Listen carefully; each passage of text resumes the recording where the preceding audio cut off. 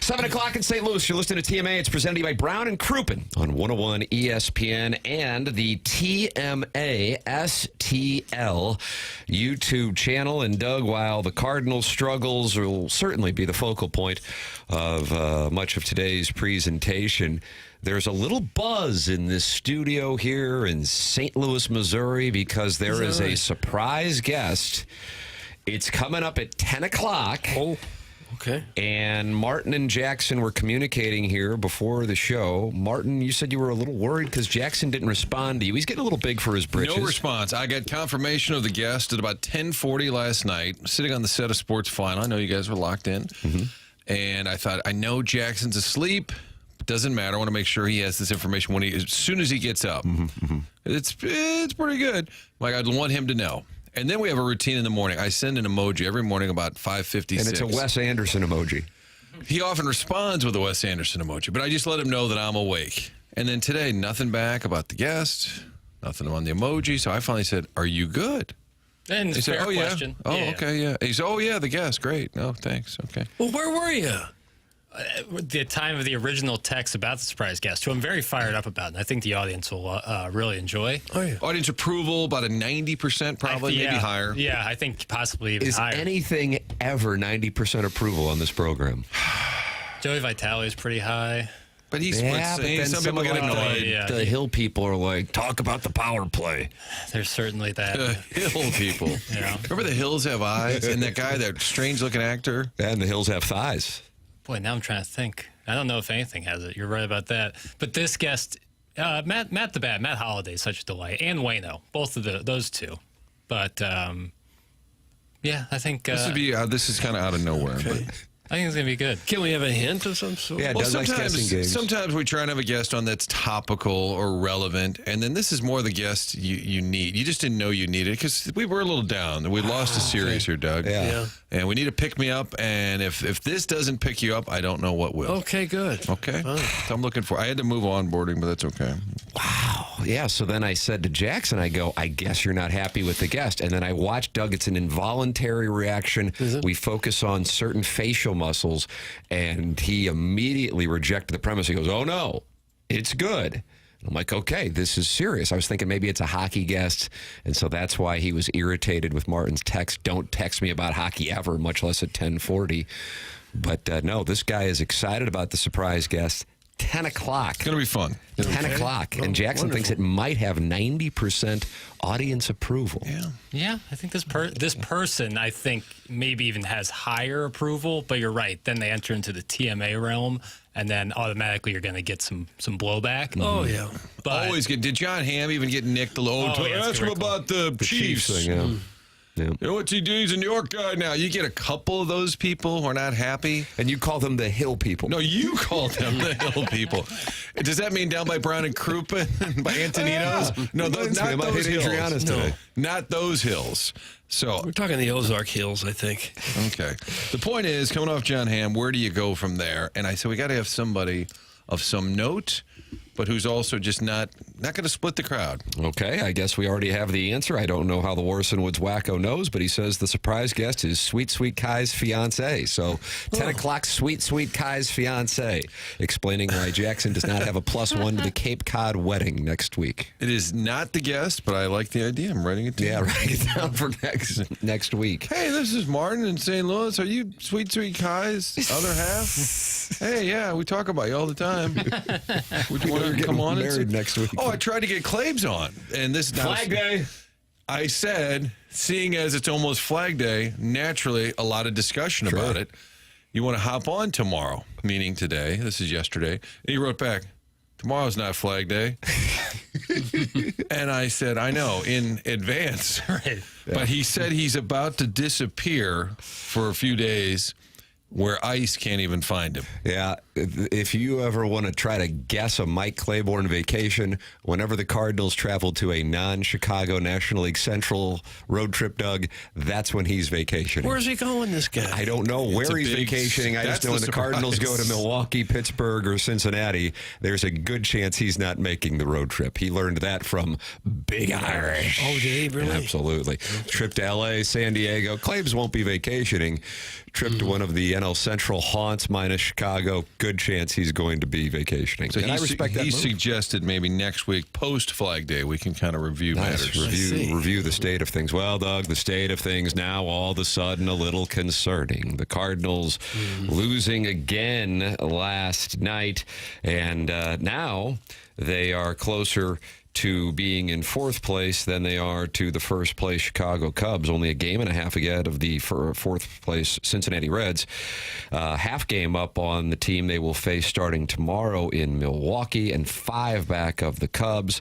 Cardinals losing 3 straight as that starting pitching is starting to leak as Miles Mikolas gets raked by those Jays. Yeah. Bullpen wasn't very good either. Everyone came in, gave up a run. And now we got a toe issue with Donovan. Now we have a toe issue. A member of the Southside Seamen, the most storied fantasy baseball franchise in all of sport, who already has Yordan Alvarez on the IL. I apologize, and I'll take a couple days to review that. Also, Bryce Harper on the IL. Now Matt Chapman, and will Brendan Donovan be heading that way? And we'll talk more about my fantasy team in the 9 o'clock hour. Okay, good. It sounded precautionary, but you never know. Left toe. Have you ever hurt your big toe? I mean, it'll stop you. You can't get much done if you got a big how'd you toe hurt it? problem. I dropped a shovel on it, Tim. Gardening? I was working in a warehouse in college and dropped a shovel on my right big toe. I mean, I couldn't walk right for a couple weeks. Really hurts. Turf toe, Yeah, but that'll get you. yeah, but to be able to plant on a foot and push off and hit or make a throw or sprint and run it can be a while before a big toe comes around. Hopefully not, but I'm just saying it can be. With a busman special today, also DBA and infidelity special, I would not expect to see him in the lineup. No, I wouldn't either. And the Cardinals will try to salvage a game in the series with Matthew Liberatore, who also has been trending in the wrong direction and was removed. Maybe that was precautionary last time, but either way, his velocity was down, and he will get the start against Eric Lauer. Cardinals trying to avoid a sweep at the hand of the Blue Jays. They scored 9 runs last night, but it was not good enough because the Blue Jays were able to get a little insurance in the 9th inning. I had a feeling when that happened that was going to be problematic, and sure enough, it was when Contreras hit the 3-1 home run. And the Cardinals now have lost a series, Doug. And so at this point, this game today is really just window dressing. It's irrelevant. Today's game is irrelevant, Doug, because the series is already toast. Well, they have to stave off a sweep. Yes, Dave. With all due respect to Yoel Pozo, is he the best pinch hitter they can put up in the 9th inning? That's why you need another catcher. You'd rather see Valade? I'd rather see Lucan Baker or Options. someone like that. The bench is starting to kind of show itself on this homestand. Starting rotation. Lack of options maybe there. And it's no offense to Chris Roycroft, who's probably a great gentleman, but there's always a pitcher or two in your bullpen every year. You just go, oh, no, when they come in. You just don't feel good about it. And I got to believe there's somebody else you can put in there to even just hold down the fort. Don't give up those extra runs in the ninth. Yeah, I kind of wondered about that, too, when I saw him coming in. Boy, that was an 0-2 pitch, too, that was just meat. Why don't you like an 8.18 ERA? That's where we're at. You can text in with what you don't like, 314-399-9646. Air Comfort Service, the sponsor of our text inbox here on 101 ESPN. And you can also call in with your disdain. Callier and Thompson sponsor the phone lines, 314-974-0101. And then gather with friends at youtube.com/TMASTL. Michelob Ultra, the sponsor of the YouTube chat. And friends have gathered, 111 friends have gathered, including Jake and St. Genevieve, DJ Patty Cakes, John Scores, and Big Blonde Dan. They're all in there talking with Doug's butt hamster. Oh, my goodness. Good grief. Block him. I don't think we can block people in the YouTube chat, though. Well, we should. Jackson, what is the YouTube chat policy? I know you have a direct line to the head of YouTube. I do. You can absolutely block people in the YouTube Oh, really? Oh, no, we'll block this fellow. Doug's butt hamster? Yes. Blocking. Okay. Seems a Setting bit. a real precedent there. Yeah. Well, okay, maybe that's a good precedent to set. That's fair. And the J.C. Penney chat support says he's already slamming down the Ultras this morning. So he is. good. That's what Okay. people do. They get up, they watch the show, and they just start drinking.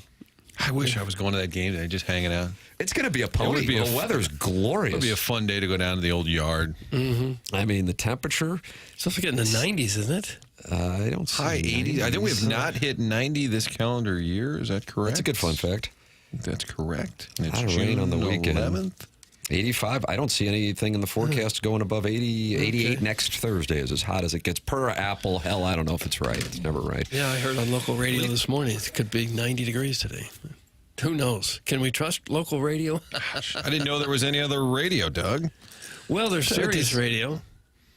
Cardinals games are, they're at least entertaining. Every game I feel like there's something to chew on. Yeah. And did you hear Ollie's post game? He said it was like his favorite game of the year. Did you hear that? I did not hear that. I don't know if we have that, and I'm not. Hey, this is logistics, so I think you'll like it, Martin. Even when I'm watching the games, I go back and I'll watch the YouTube highlight package. It's about 10 minutes. Recommendation for people. Where's the Cardinals? So the Blues sound is up on YouTube, easily found. I know you have Cardinal sound. We have it every morning, but where do you get it? So MLB.com does. But it's not on YouTube? It's got to be on YouTube, but I always type it in. I can't find it. Sometimes. Come on. KSDK will sometimes. Your peers and younger, and probably some of your peers and older, Jackson being So you're saying you're a 27. fan, you wake up and you want to hear post It's got to game. be on YouTube. It's the biggest distribution platform. And you're saying Doug, in watch other this. Full stop. Okay. 30. They use, MLB Film Room is where I get all our mole sound, and it's presented by Google Cloud. Google, of course, owns YouTube, so you think there'd be some synergy there, and they could throw it up on both. But I can always get Blues and whoever they play. You're talking about the post-game. teams posting Absolutely. it themselves. It's valuable as hell. no, if it's on YouTube, it'd be through a third party, like KSDK or something. And Midwest, I think, or FanDuel is tweeting less. They've kind of eliminated some of their Oh, is that right? I didn't know. Yeah, they do a lot less social media, and they used to post a lot more. Yeah, they used to And you post the full ones. They used right, to in your pull world. full audio. I wonder what the post-games. reasoning is for that. For FanDuel or the Cardinals? I think FanDuel just cut backs. Is that right? Yeah. I Fewer think people less working there, people. Yeah. Well, hey, I get that. Assigned to do That's it. our industry. That's where things are, and I understand that. But for the Cardinals- But for Major League Baseball to not have it on YouTube is an absolute miss. Yeah, so if you're a fan, If it's not, I could be errant here, but if my compadre Jackson at 27 Bills, who pulls the sound every morning for the show, doesn't have it on YouTube and has to go to the MLB Film Room? MLB Film Room, yeah. I mean, They're still do using most film? teams Yeah. B-roll? No. do most can't teams be. post audio? it all goes through MLB Film Room. This is a great observation because I went to subscribe to the Cardinals YouTube channel. And the 573 texts this in. The Cardinals YouTube channel will post it if they win. If they lose, it'll be on the other team's YouTube.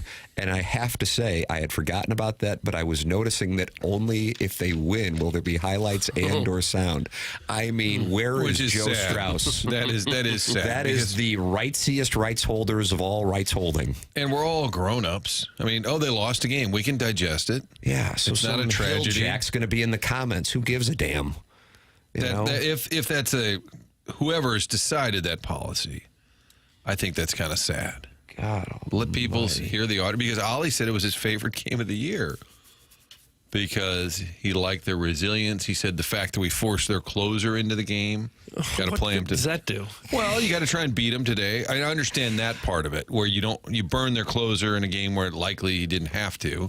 It helps in theory today, but he is very optimistic about the squad and their competitiveness, as opposed to the 3-game losing Let's streak. take a listen, Doug. This comes from the MLB Film Room. Okay. This group continues to show exactly what they're about, to force their closer in there when you're going into that inning down 4. It's a hell of a job. I mean, it's a good group. They make a lot of contact.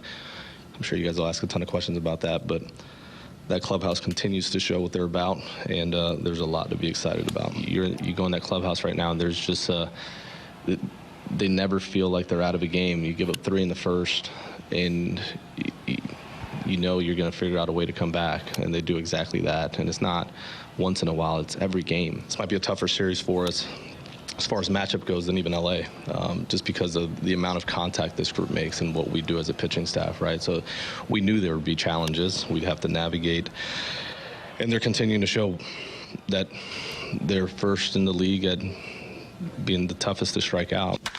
Base hit right there. Base hit. I did see that Toronto had like 7 hits of less than 75 mile an hour off the bat. Yeah. All the pops. Would you call and those little bloops. numbers? Little numbers, yeah. Nice. Mikolas talked about frustrating. soft contact, weak contact, other than the home run. I don't really care about forcing their closer in the game. The guy threw all of 2 pitches. He threw 2 pitches. He's burnt for today, Doug. He can't burnt possibly be he's- burnt. No, he's burnt. Can't be. He's down today. Hoffman's down. What? Pitched last night. What'd he do? 2 pitches. 2 pitches. He's down. Well, it is encouraging that Gorman's starting to swing the bat better. Does he have his eye back? It looks like maybe he's got his eye back. Herrera continues to hit. That was good. Big bomb by Contreras there in the 9th. Arenado's hitting. You're on board. Did They yesterday. battled back. Yeah, 3 hits for Arenado. Nolan Gorman got his eye back. After the home run off Chris Bassett, his stat line against that pitcher was 3 for 3 with 3 homers. It's crazy. Well, not to rain on the parade. Oh, here we go. Wow, this isn't your brand. But I would certainly hope they would continue battling back. Isn't that the least of what you would expect? You expect to see we're down by 3. Let's give up. We have Well, no chance. You got to battle back. That's, all right, That's all like right. that's like the bottom baseline. So Doug's going to be the effort. negative guy and Martin's going to be the positive Rights guy? What the hell are holders. we doing here? But I think battling back internally, not giving up is what you're saying, but to actually get the results too is what I think you point out. Like if they lose 10-3, you don't say, well, we kept battling. Those ground outs, we were battling. They actually had something to show for it that made it a bit of a game.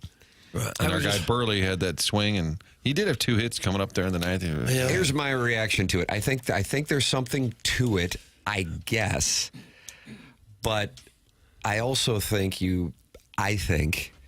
and listen, I might call in for all I know. I enjoyed our conversation with him in spring training, and he would address any criticism.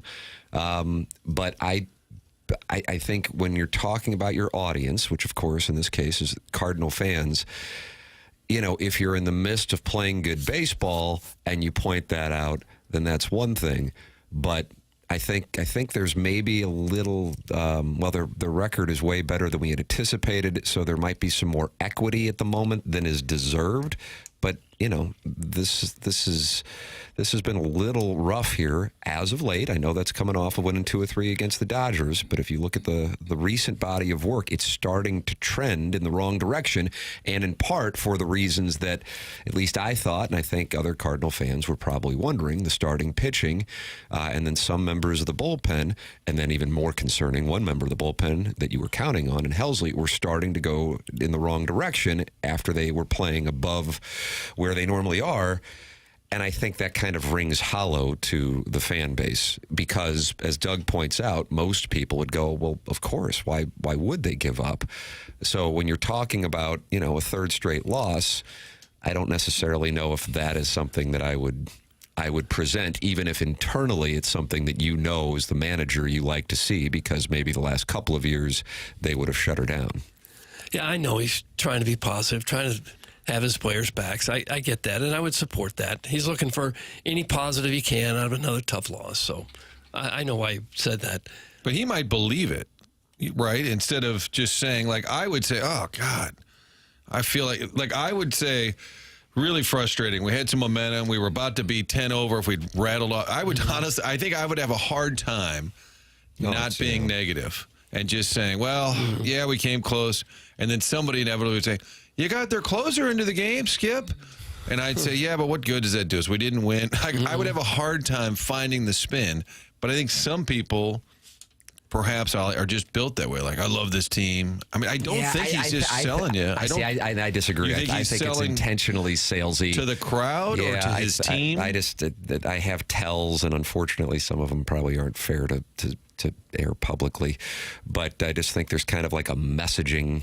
And the messaging at this moment is, hey, this team fights, and that's a good indication from the head of the ball club that he's got that team fighting, which I think is kind of salesy. Is he trying to sell his own resume? You think he's trying to tell the fans, hey, things are great, don't worry, we got this, because of his own resume? Yes. Or critics that are out there? I think that's in part. And I also have to say, I understand that. But again, if I personally were in that spot, and I recognize the team had just lost its third straight game, I don't think that's something that I highlight. They gave up 10 runs. You're starting to see the starting rotation leak. And while that might be something that I, as the manager, love in my club, especially if it wasn't there the last 2 seasons, I don't think that's something that I necessarily say to the fans, because the fans are going to be irritated that they've lost a third straight game. Yeah, and you don't want to talk to the media after every loss and say, well, we just can't get it figured out. Doggone it, we just came up short again. We just don't have the right players. Can't say that. So I'm sure over the course of a long season, his players probably appreciate a more positive attitude with his public comments. What does he care about appeasing fans? Bloom's going to insert his own skipper next season. It's from the 314. I don't necessarily think that's the case. What do you think on that, Martin? I'm not sure. I think it really does depend on the season. Right. And if you win 90 games or 88 with this group, and you look at him and say, hey, I'm not going to make any changes. No. But if they tail off and the product's not entertaining or bad, then I think that decides itself for Bloom. But the other thing is, if the DeWitts are loyal to Ollie, and they've proven to be a really loyal ownership group, I think they would weigh in a little bit too. If Heim says, I got an idea here, I want to make a move. So I honestly don't think, the thing about Ollie that frustrates fans outside of strategy is he comes off as very cocky and very overly confident. But I think he will tell you, I'm not worried about that at all. Like about Heim. Like, what am I going to do? I'm going to go out and manage, try and win. I don't think he's thinking about it. Now, for me, I'd probably be wondering, hey, Heim, nice shoes. You'd be a bootlicker. How could you not wonder what that guy's thinking about you? Because you got a young family, you live here, you've been with the organization 20 years. How can you not think about that a little bit? But it's human nature. Right. But I think he really is just confident in what they're doing. He likes this club. He likes this group. But I do think... You know what? Your positivity is so refreshing, but at the same time, I'm disappointed in you. It's an amazing thing. I'm just painting...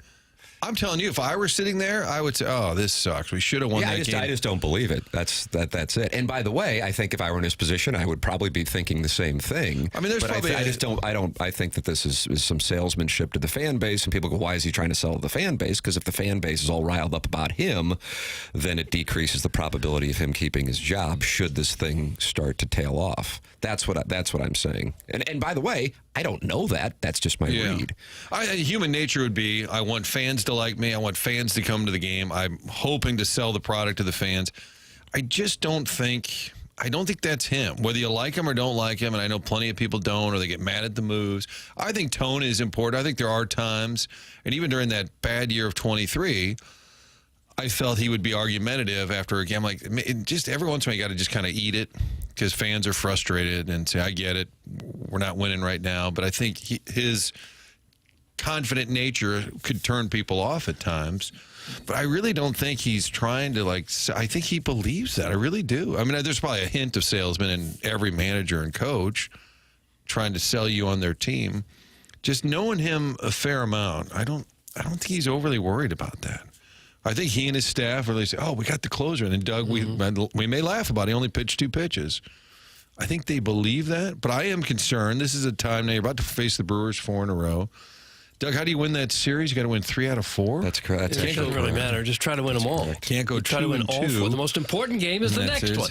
Nice. I do think they're at a critical point here, Doug. We've got to get this thing back rolling again. It's always about hope, big boy.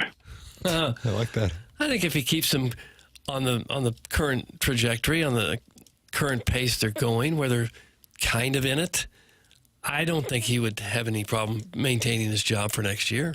I think they'd have him back. I think the players really like him. And we found out when we were there that there's a fun, really likable side of Ollie that a lot of times the public doesn't see.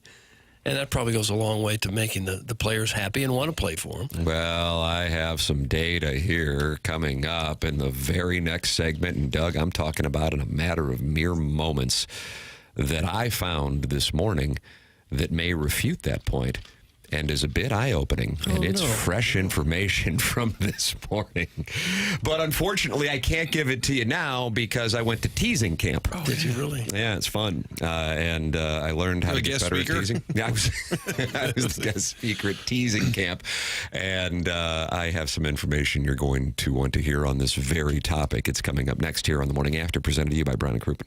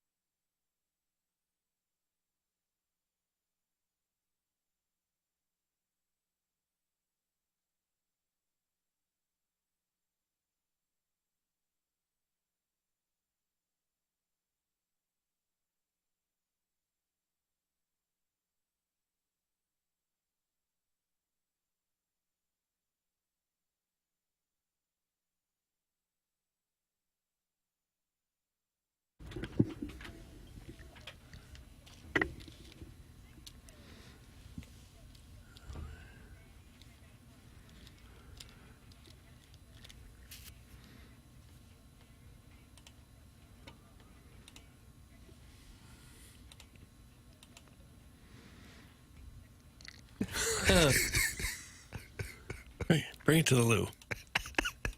So you like this one. It's TMA 101 ESPN. The show's presented by Brown and Crouppen. Tim McKernan, Doug Vaughn, Martin Kilcoyne, little Jackie Papers on the ones and twos. You want to call in. Callier and Thompson is the sponsor of the phone lines. 314-974-0101. Want to watch the show and see how cute we are? Boy, I'm not sitting on my phone book today, and you can tell because you can just see like the top of my little Cardinal cap. Yeah. And it's a boy's size, too. It's a boy's size.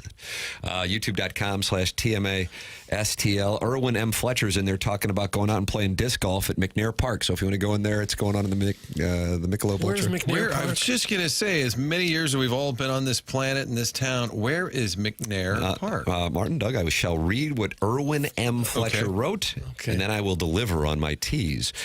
Went out and played some disc golf at McNair Park yesterday. One hell of a track out there. Doug, do you have a problem with that? I don't like calling golf courses tracks. What about disc golf course? That's pretty sad. I like when people call it a goat track. Hey, I played out at, that's a goat track. Right up there with Wilmore Park. Shot -2, but definitely left some putts out there. That's Erwin M. Fletcher talking about his disc golf round in the Michelob Ultra YouTube chat. McNair Park has tennis and pickleball courts. It's in St. Charles County, a little west of Lindenwood University. He says if you want to compare the disc golf courses, think about Wilmore Park's disc golf course. Okay. That's a good comp. I mean, When it's not underwater. You could play disc golf in your backyard, couldn't you? Not long enough. Need a course, Doug. Maybe you your have the backyard. Doug has the barn off. Right. Hello. Right. Yeah. I deep tease this as our focal point of the conversation. Cardinal loss last night. Doug, The Athletic conducted a Gallup poll of Major League Baseball players. Okay. And we've got information. And this comes straight from the players. This is an annual thing The Athletic does. And let's start with this one because you love guessing games. I do. Which manager, aside from your own, would you most like to play for? 121 Major League Baseball players responded. Who do you think received the most votes? Bochy or Francona? Those are the top two. You are having a great guessing game. Yeah. I don't think you would get number 3. I was just going to say, those are the two obvious. And after that, I'd have to really think. How about Roberts with the Dodgers? No, not even Really? getting a vote, actually. Huh. How about that? Craig Counsell on the list? He's number 4. Snitker? Number 5. Okay. Oh, I apologize. Roberts was on there. I apologize. Roberts was on there, but he's not in the top 4. We might need an Stephen Vogt. Stephen Vogt. You just looked at me like I dropped an F-bomb. Cleveland. That's correct. Okay. So it's not a who's who like it used to be. Bochy, Francona, Vogt, Counsell, Snitker, your top 5. Then Dave Roberts. I missed that. Alex Cora, Carlos Mendoza, Aaron Boone, A.J. Hinch, and perhaps one of the wonderful current drops in Jackson's drop folder, Ron Washington, is rounding out your top 10, Doug. Well, guys who've been around a long time, like Bochy and Francona, and I guess Washington, maybe in that group, certainly Roberts, if they've been around a long time, it shows they can get along with people and get along with the players. The players must like them. Management must like them. They're not saying crazy, stupid things. He didn't do the job. It wasn't anything I did wrong. Yeah. He didn't do the job. So they might say that. The players have got to like you, though, if you're going to hang around as long as those guys have. Now, the next question. Which manager, aside from your own, would you not want to play for? John Tortorella? Well, since Mike Tim brought up, Keenan? I'm going to say is Ollie. There is a tell. Is Ollie on the list? Ollie is number 1. Of the players saying, I don't want to play for this guy. Yeah. Really? And he's tied with Bud Black. He is, of course, no longer managing. But Ali Marmol is number 1. Is that right? Most of these votes would come from players who've never played for Ollie, right? If it's an entire Major League voting base. But it goes back to what I was saying. But I mean, most haven't played for Bochy, Francona, Vogt, Counsell, Snitker either. I mean, you know. It goes back to what I was saying, though. He can't hold the rights with one and not hold the rights with the other. Well, no, I'm saying I'm not talking about you. I'm just talking about in general. Like, most of these guys haven't played for the guys who they like. I'm saying he can be very cocky, and it comes off poorly. And he gets a little banty at times. He's very animated. I just think other teams see him that way, barking a little bit or just kind of walking with, he's very confident, and I think it annoys some people. Sorry. I would imagine if you didn't play at the major league level and you still come across as cocky, that might not play too well with a lot of the players. It's one thing if you spent 12 years in the league yourself and then had a bit of an attitude, might go over a little bit easier. You know who was next? Initials, please. MS. Mike Smith? No, they didn't. They like him. Mikhail Storisnikov? No, He's still managing? I think he's in AAA. I feel like if Buck Showalter were managing, he might be on the list. Mike Schilt is correct. Well, that's another one that fits my narrative. Thank you. Narrative that if you didn't play, you're not going to get as much leeway as guys who did play.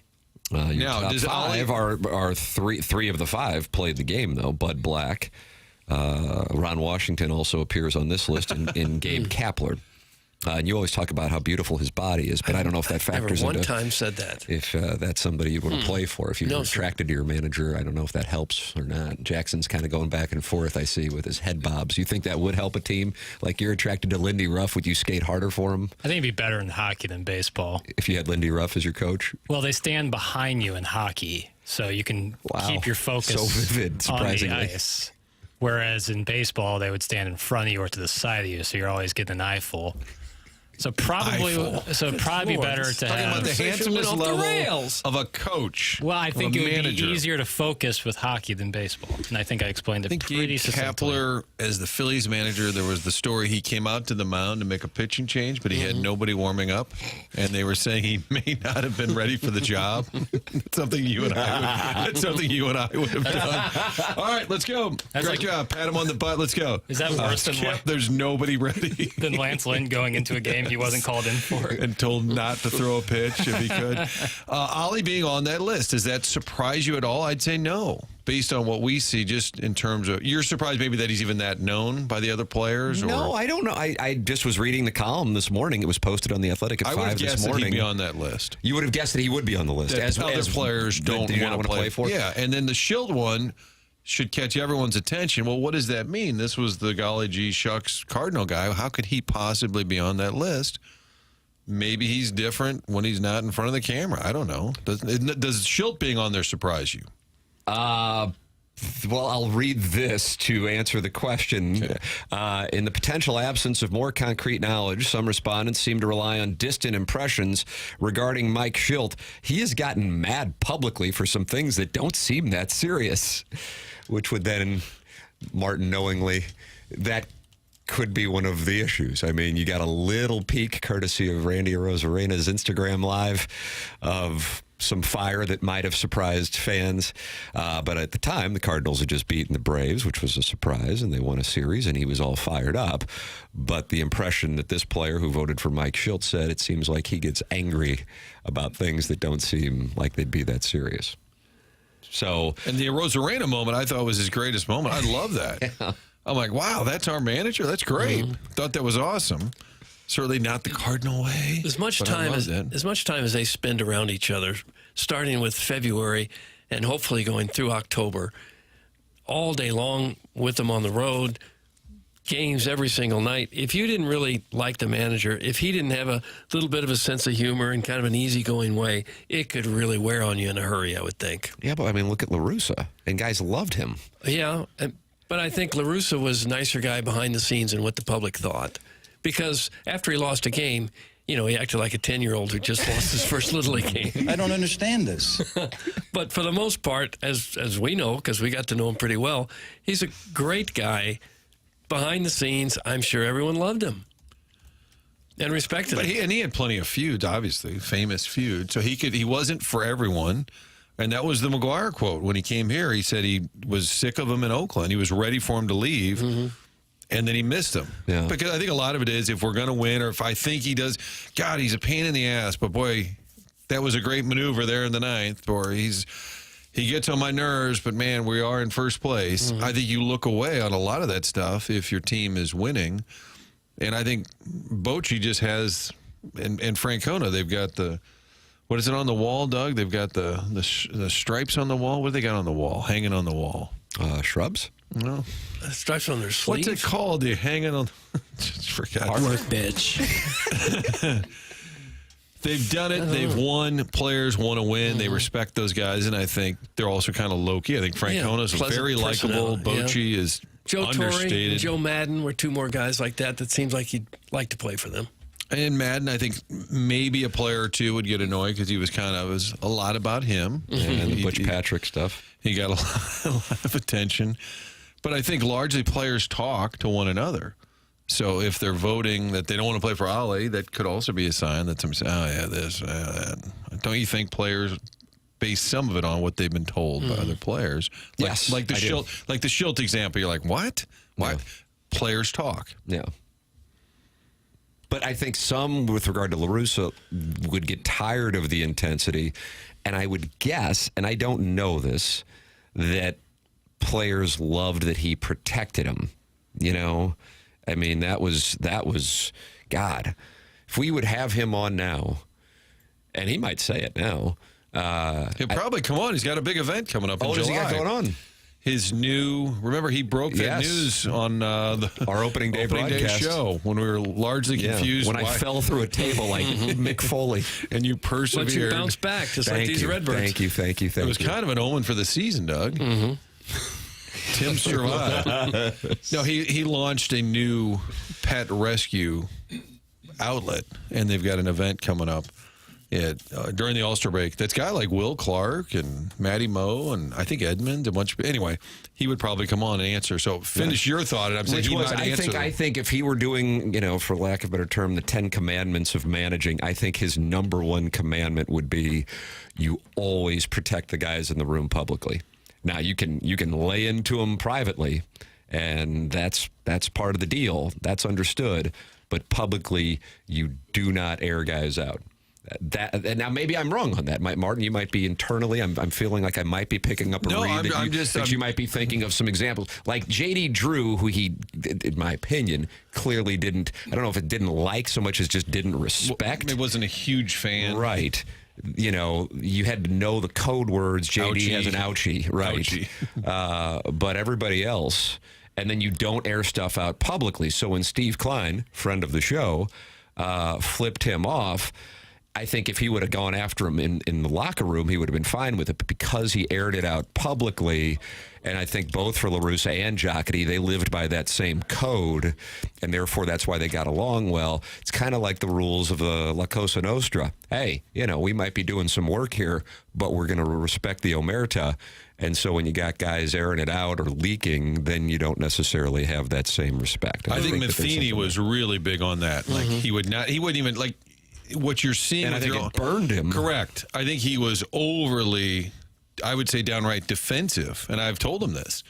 And he said, yeah, but that's how I was raised in the game. He said, you just don't ever sell out a player. And I don't think you have to sell out a player. I mean, Ron Washington, I love the fact that he did tell us that he wasn't at fault.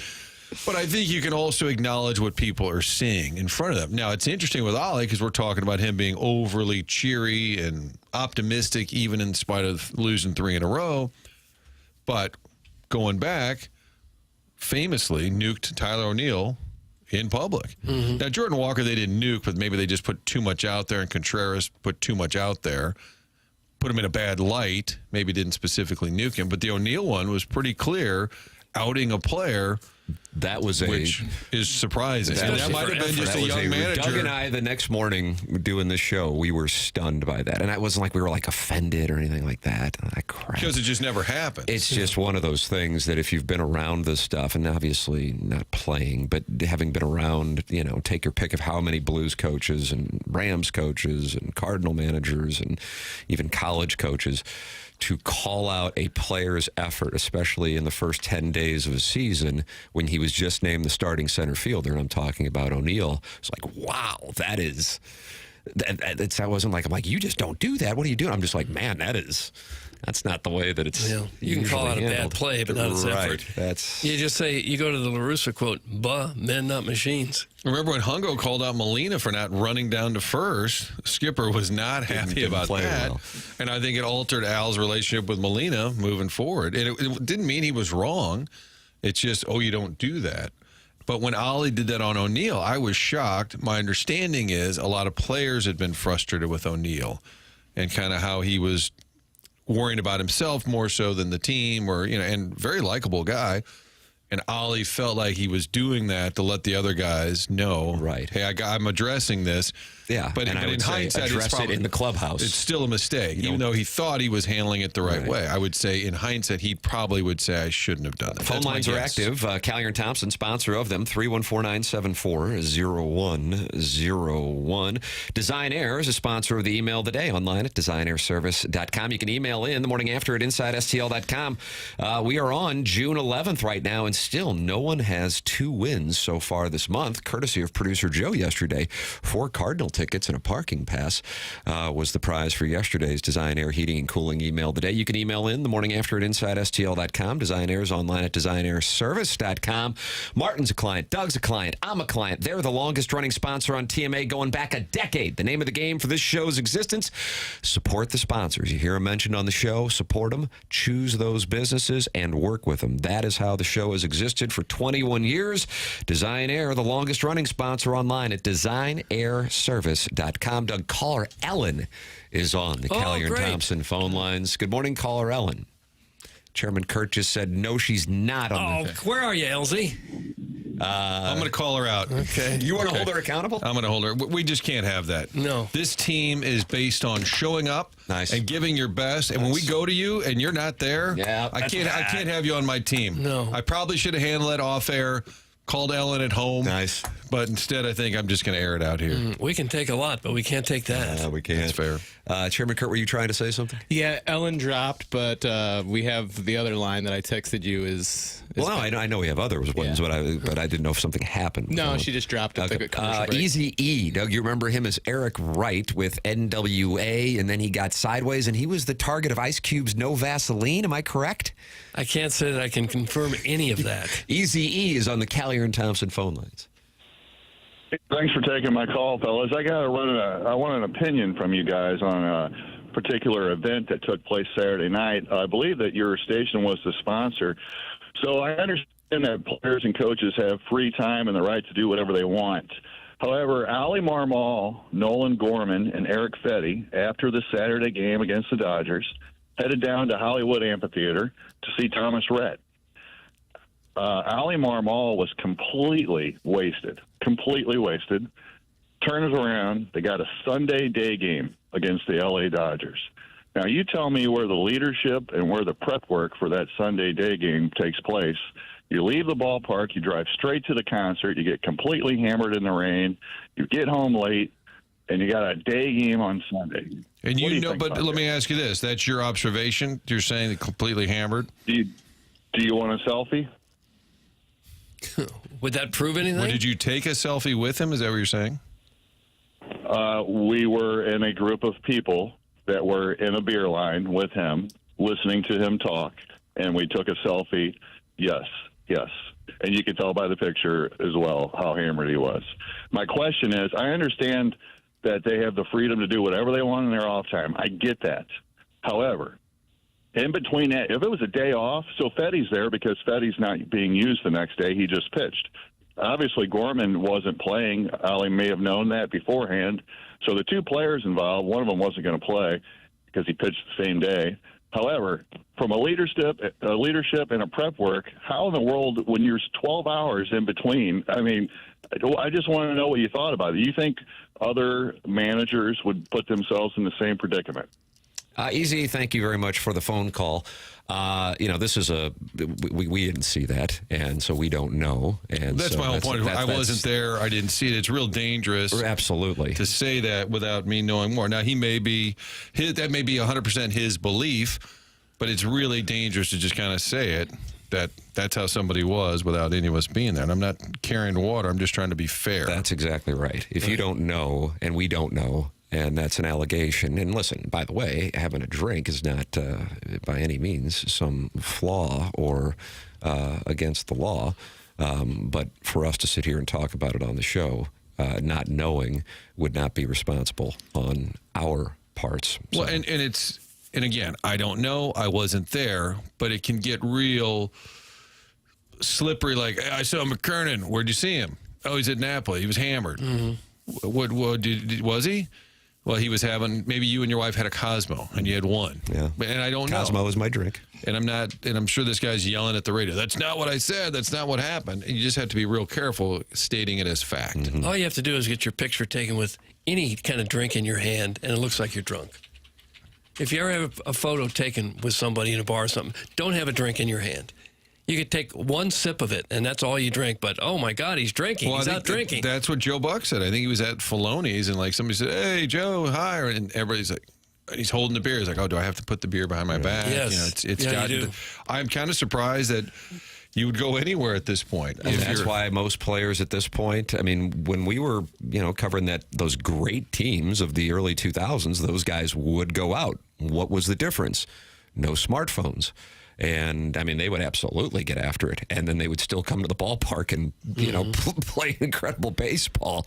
But that has changed. And so now a lot of it is hanging out at the hotel. And what are you, swiping right or swiping left? I never know. You're swiping right, Jackson? I'm swiping right. We tried this last time, and I have trouble sometimes. Because you're a man in love. Definitely. And you're Johnny Monogamy? Marty Monogamy. Marty Monogamy, that's yeah, right. but swipe right, Chairman? Yeah, that's correct. Right's the good direction. Okay. And I'm not sure that it's fair to expect a manager to go home and pore over analytics for the next 5 hours after he's just played one game. They don't all do that. Not every doctor goes home and pores over medical reports for the next day's work. You want to be prepared, of course, but they're human too. They have a life outside of their work. Yeah, not everybody goes back and re-listens to their show from earlier in the morning and prepares like we do. I'm listening to the show we're from on 10 an years island. ago. Just trying to get caught up here. Yeah.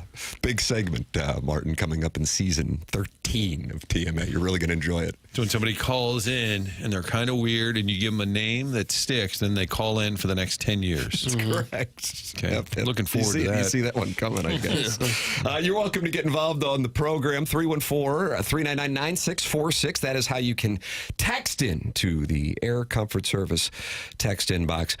You can also call in Callier and Thompson phone lines, 314-974-0101. Watch the program, talk it over at youtube.com/TMA STL. And Martin, a surprise guest that Jackson thinks might actually get 90% approval rating at 10 o'clock. It's going to be a delight. I can't wait. Yeah, this is a great one. I think it'll be universally approved. Wow. On a show. On this show? On a show where nothing is liked Right? consistently. Ooh. Many things are disliked. I think everyone will enjoy them. All right. Enjoy the visit. I'm color me intrigued. That's coming up at 10 o'clock. And then we have the Design Air Heating and Cooling email the day at 10:45. The morning after at InsideSTL.com. If you want to be like producer Joe and contribute to the prize fund, just text in and we'll give away your prize. Doug, that's a nice gesture on our part to take something from a listener and then give it away as a prize. That's what we'll do for the Design Air Heating and Makes Cooling. economic sense. Yeah, I think it's the right move. The program's called The Morning After. It's presented by Brown & Crouppen on 101 ESPN.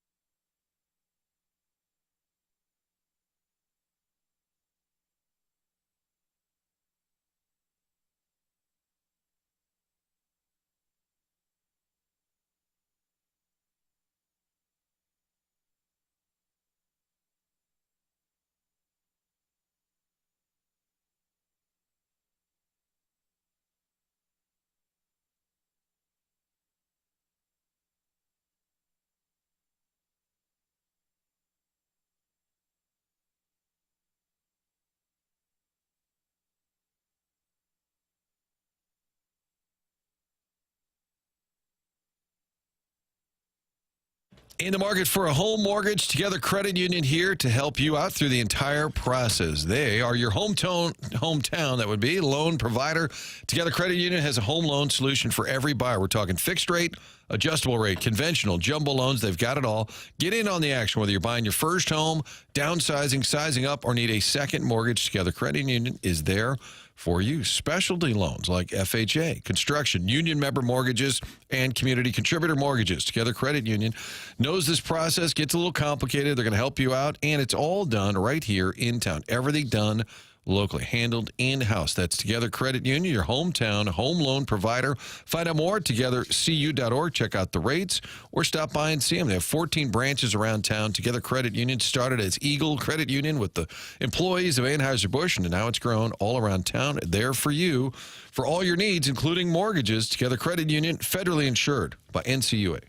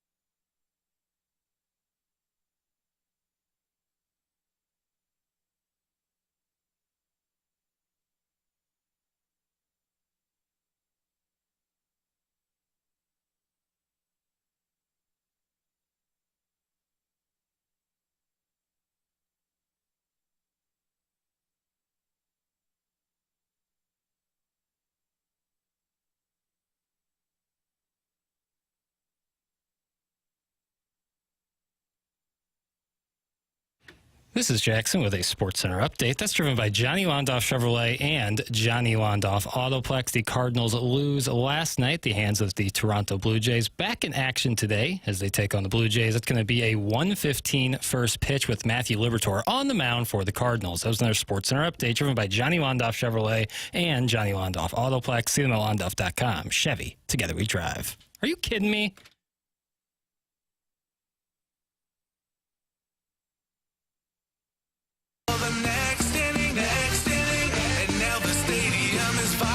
TMA 101 ESPN. Tim McKernan, Doug Vaughn, Martin Kilcoyne with you here on the program. And it's a program that welcomes you to participate in a multitude of ways. Texting in 314-399-9646. Air Comfort Service, sponsor of our text inbox.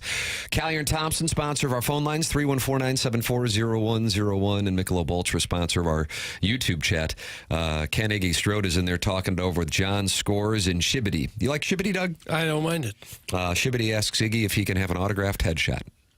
Autographed headshot. And Iggy has agreed. So if you want an Iggy autograph, go to youtube.com/TMASTL. That's presented to you by Michelob Ultra.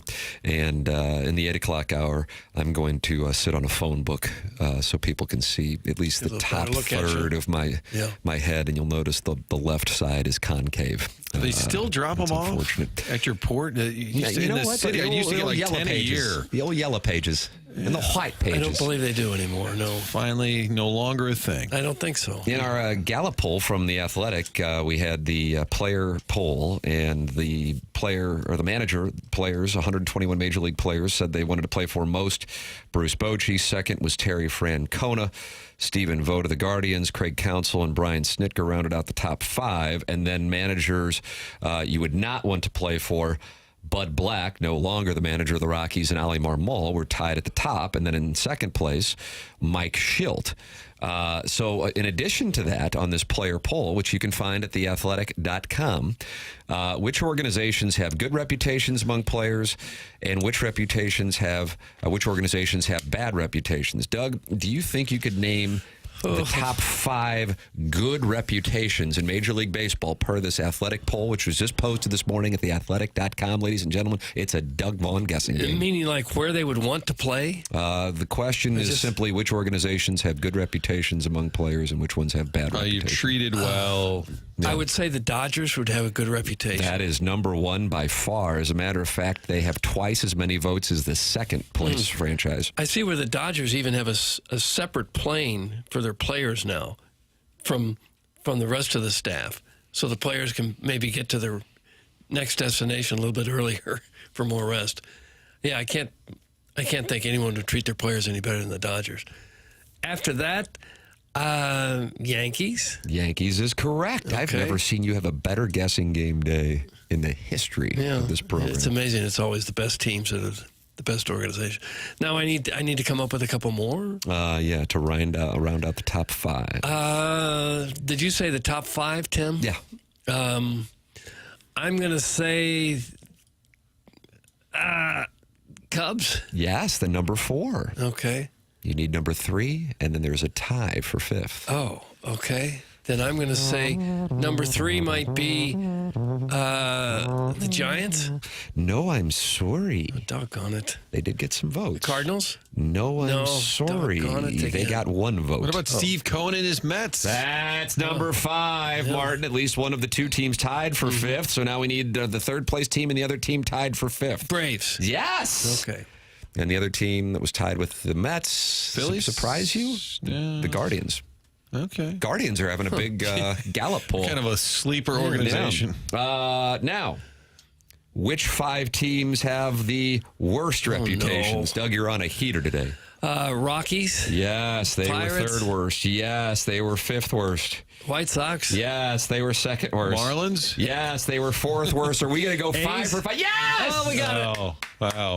So in other words, the teams that just suck also are no fun to play for. Shocking. Now, after the Angels, which then round out the top 6, and after the Rays, which are 7th. And when you say top, you mean bottom. That's right. Clip that off. Absolutely. Then you get into a few organizations tied for 8th. I think you you're like to leading us venture? into the Cardinals. That's where I'm going. Okay. Yeah, you notice the vocal pitch. I did. You're ready to sit at the table this summer in Las Vegas. The Cardinals, along with the Mariners and the Padres, got 3 votes. Again, it's 3 votes out of 100 and I don't know how many players. 126 respondents for good organizations, 115 respondents for bad organizations. But the Cardinals had 1 vote for good organization, 3 votes for bad organization. With regard to the organizations that have bad reputations, 4 of the 5 lowest payrolls belong to the A's, White Sox, Marlins, and Pirates. Not coincidentally, those 4 clubs joined the Rockies in receiving the most mentions when we polled players on the sport's least reputable organizations, allowing multiple answers in each response. With regard to some specifics, one American League player asked to name at least one team he wouldn't want to play for, settled on the White Sox and said, at the end of the day, you're in the big leagues. How can you complain when you're in the big leagues? I don't think there'd be anybody I'd not want to play for. A fellow member of the AL provided a similar perspective while pointing out the unusual circumstances of the A's and another transient club. Quote, the major leagues is the major leagues, but it's got to be tough to be on the Rays or the A's. And then some players got a little more negative. On the A's because they're cheap. On the A's because they're playing in Sacramento. I have a buddy who was traded to the A's as a minor leaguer, and he went to Oakland and said the way they were fed and the places they stayed were just not good. On the Marlins, Miami has no direction. All the prospects are 17, so they're 7 years away from doing something. And then but they throw a good barbecue at spring training. They do. And then specifically, I've heard specific things about them getting like Subway sandwiches on the road sometimes. It's little stuff like that where it's like, we're in the big leagues. It's cheap stuff. It's a billion-dollar industry. Let's be a little bit better than that. On the Rockies, they're not trying to win. I've heard their player development isn't very good. They're stuck in the past and don't do a whole lot for their guys. I never understood what they're doing as an organization. They've been bad for a long time. On the White Sox, it's just a dumpster fire through and through. On the Pirates, the Pirates give players resources, but their owner just has zero interest in winning. And on the Angels, they just don't know what they're doing top to bottom. So there you go. I am surprised the Cardinals would show up on anybody's list as an organization you wouldn't want to play for. I understand as a city it's not as glamorous someplace on the coast or, in Texas or somewhere like that. But, I mean, they're generally good and competitive. They got great ownership. I don't know why you would list the Cardinals as an organization you wouldn't want to play for. Yeah, I'd want to know more specifically. Like, hey, they're not what they used to be, or they're not spending like they need to. Does it come down to accommodations or winning? Clearly, the bottom 5 are all just losing organizations, which adds to it. On the top organizations, this is what players said. Again, this is the player poll in The Athletic this morning, theathletic.com. On the Dodgers, you win the World Series, and then you go out and you do what they did to add to it. That's what professional sports, not just baseball, is supposed to be. Another player said the Dodgers take care of players and their families, but they also excel on the player development side. And then finally, the Dodgers stand out. Everyone wants to win. Everyone wants to get paid. You go there, and it looks like that happens. On the Yankees and Dodgers are the gold standards for players. Accommodations, always in on free agents. Home stadium is always packed. Another player said they take care of their guys. The food there is incredible. And another player said everybody who goes to the Yankees absolutely loves it there.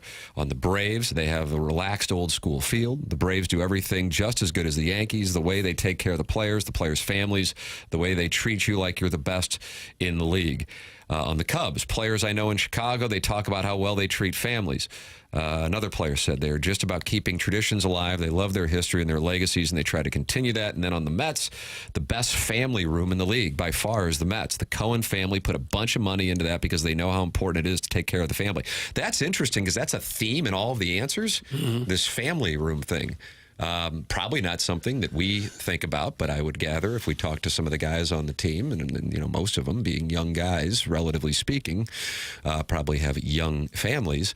So that is a big factor, and that was mentioned with all the organizations. On the Guardians make players, especially pitchers, better. And on the Red Sox, their medical staff is top-notch. There you go. Some are accommodations, some are about winning. I would think some are about Subway sandwiches. I think Steve Cohen is like the Mark Cuban when he took over the Mavericks and just started spending, fixed the plane, fixed the locker room, whatever they wanted, just anything for the players. So I would think that list in future years. I think Mets are always, unless he gets Banty and he's, annoying, has the owner down there barking at him at BP, I would think he's always going to go up on the list because he's spending like crazy. Yeah, he's the richest of the owners, right, in the major leagues. I bet they regret letting him in because they're like, oh, man, look what he's doing now. He's not going to want a salary cap. Yeah. I could see where family treatment is extremely important. If you've got a baby or a couple of toddlers running around and mom's struggling with that, with husband on the road half the time, to be treated really well in your home park for the family, that would be a major thing. But shout out to the clubhouse guys all around baseball who do everything for the players. It's unbelievable. And the players take care of them, but the clubhouse men, women do a great job just making sure everything is taken care of. It's They used to even do, unbelievable. I don't know if they still do, they used to even grocery shop for them. They'd go to the grocery store and then wheel in a whole bunch of groceries for snacks for that night. Doug is so good at guessing games. Maybe he could guess what color undies I have on. Hint, hint, I'm not wearing any. That's from the Prince of Glendale. Did you guess that? Then flesh-colored. Nice guess once again. The players who spoke negatively about St. Louis must not know that the Cardinals have the best fans in baseball. That's from the unknown DJ. Yeah, a lot of truth to that. Suck it, Doug. Hey, stop it, ball game. Oh, by the way, that reminds me. Did anyone see Miles Mikolas' shirt last night? What do we got going on? It said, "Suck it, England." So I'm on. Was that in reference to the upset with Senegal? I don't know if it's a World Cup preview, but our producer last night, so I'm sitting on the set, and then they said when we come back, we'll have some Mikolas post-game, and he's always pretty candid, a lot of soft contact. And they blurred out his shirt. And I said on the air, well, I'm just like you. I'm curious, what does it say? And there are a lot of rules now, corporate, where you can't say this or that. And I think just on an abundance of caution, our producer just blurted out because he wasn't sure if people would be offended. I don't know what it was about, the shirt, but I'm surprised that hasn't gotten more talk, Doug. Forget the 10-9 loss. Yeah. Frustrating as all get out. What about the Mikolas shirt? Suck it, England. Yeah. Now I'm going to type that in here. I'm just looking for a T-shirt. That's all I'm looking for informationally, okay? Are we going back to like the Revolutionary War? I don't know if Yeah, it's War of unhappy? 1812, and they burned a portion of the White House. Am I right on that? I'm not over it. Yeah. Maybe you guys can It's very brush that kind of available thing. on. You can get it in many different colors. It's a unisex shirt. I can see wearing that around the 4th of July. It maybe. says "Funny 4th of July" for men and women. So in advance of the 4th of July. Okay. Built for the loud, the proud, and the unapologetic. Yeah, that's my kind of guy. Every stitch screams America. That's what it says.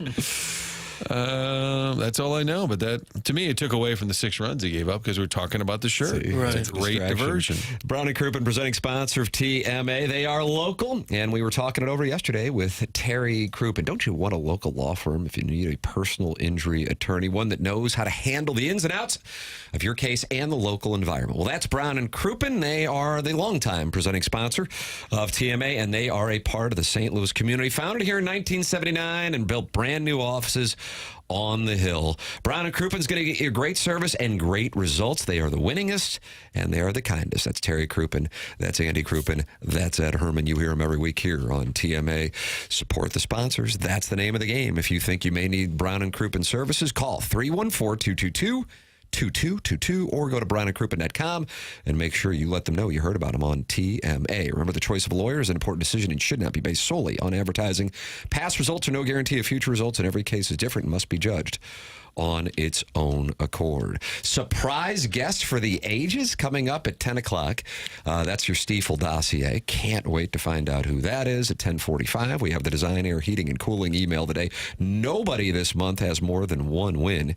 It is super diversified. Coming up following this program, I'll be doing the Spread Zone Gambling Podcast, which is presented to you by FanDuel with Rizzuto from The Riz Show and Anthony Stalter from The Fast Lane. We, of course, are in heated radio wars with both of those shows.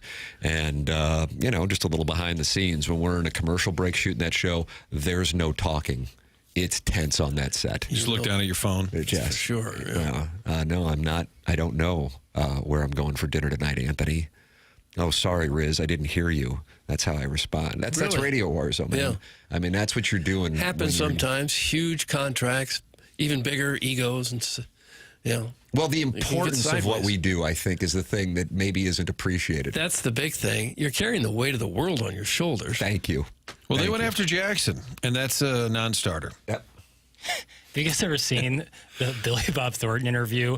It's so weird when he's with his band and the guy asks him questions and he gets frustrated. And so he starts like saying they're like, what was it like meeting Willie Nelson? He's like, I've never met Willie Nelson. He just started denying He just like things. starts Is that denying Lance the Lynn and past. Tommy Pham Lance with you? Lynn doing that to me. Yeah, he's like, what was it like work on this movie? He's like, I don't remember that at all. That's what you should do is turn a riz if they ask you anything. Just be like, I don't know what you're talking about. Cardinals win, Tim? I don't know. Did they play? I didn't even know if they played. I just was looking at Miles Mikolas' shirt. Jackson's Lone Wispy Pube is not excited about the surprise guest, Martin.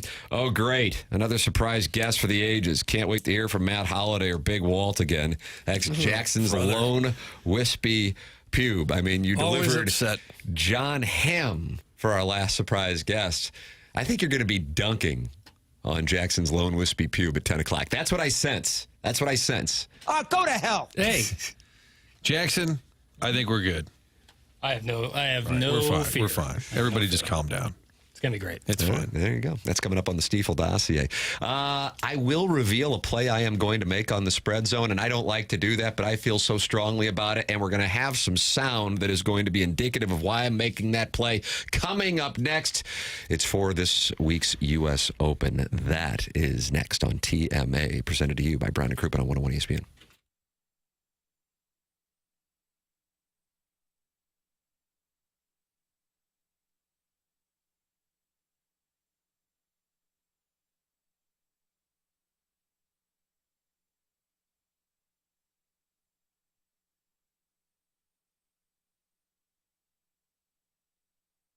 Just glorious conditions today in the St. Louis metropolitan area. And when you have weather like we've had the last couple of days, you want to be outside and enjoying it. Well, that's where Aesthetic Design and Build comes into play. They have been building high-quality custom decks and outdoor living spaces now for over 30 years. You can call them at 636-532-5008 or just see for yourself in one of two ways. Go to aestheticdesignandbuild.com or you can check out their showroom, which is in Chesterfield Valley. I have been to that showroom.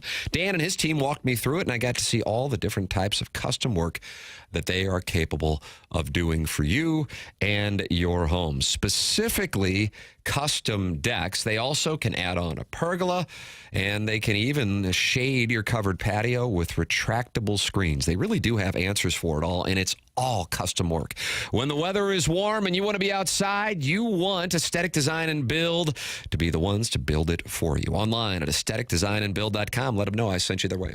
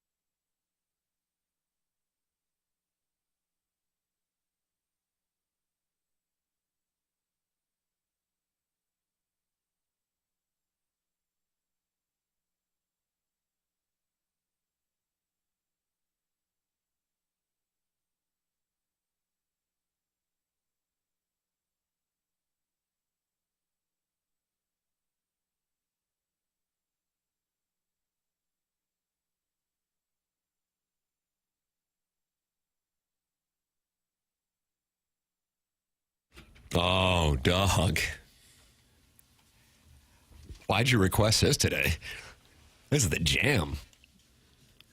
Believe it or not, I did not request this. So this is a But Jackson music I'll let theme? it go. Yeah, I'll let it go. What is our theme? I don't really have one yet. But Guy who discovers themes? well, some say the best themes I've come up with have been kind of impromptu. Organic. Indeed. Okay.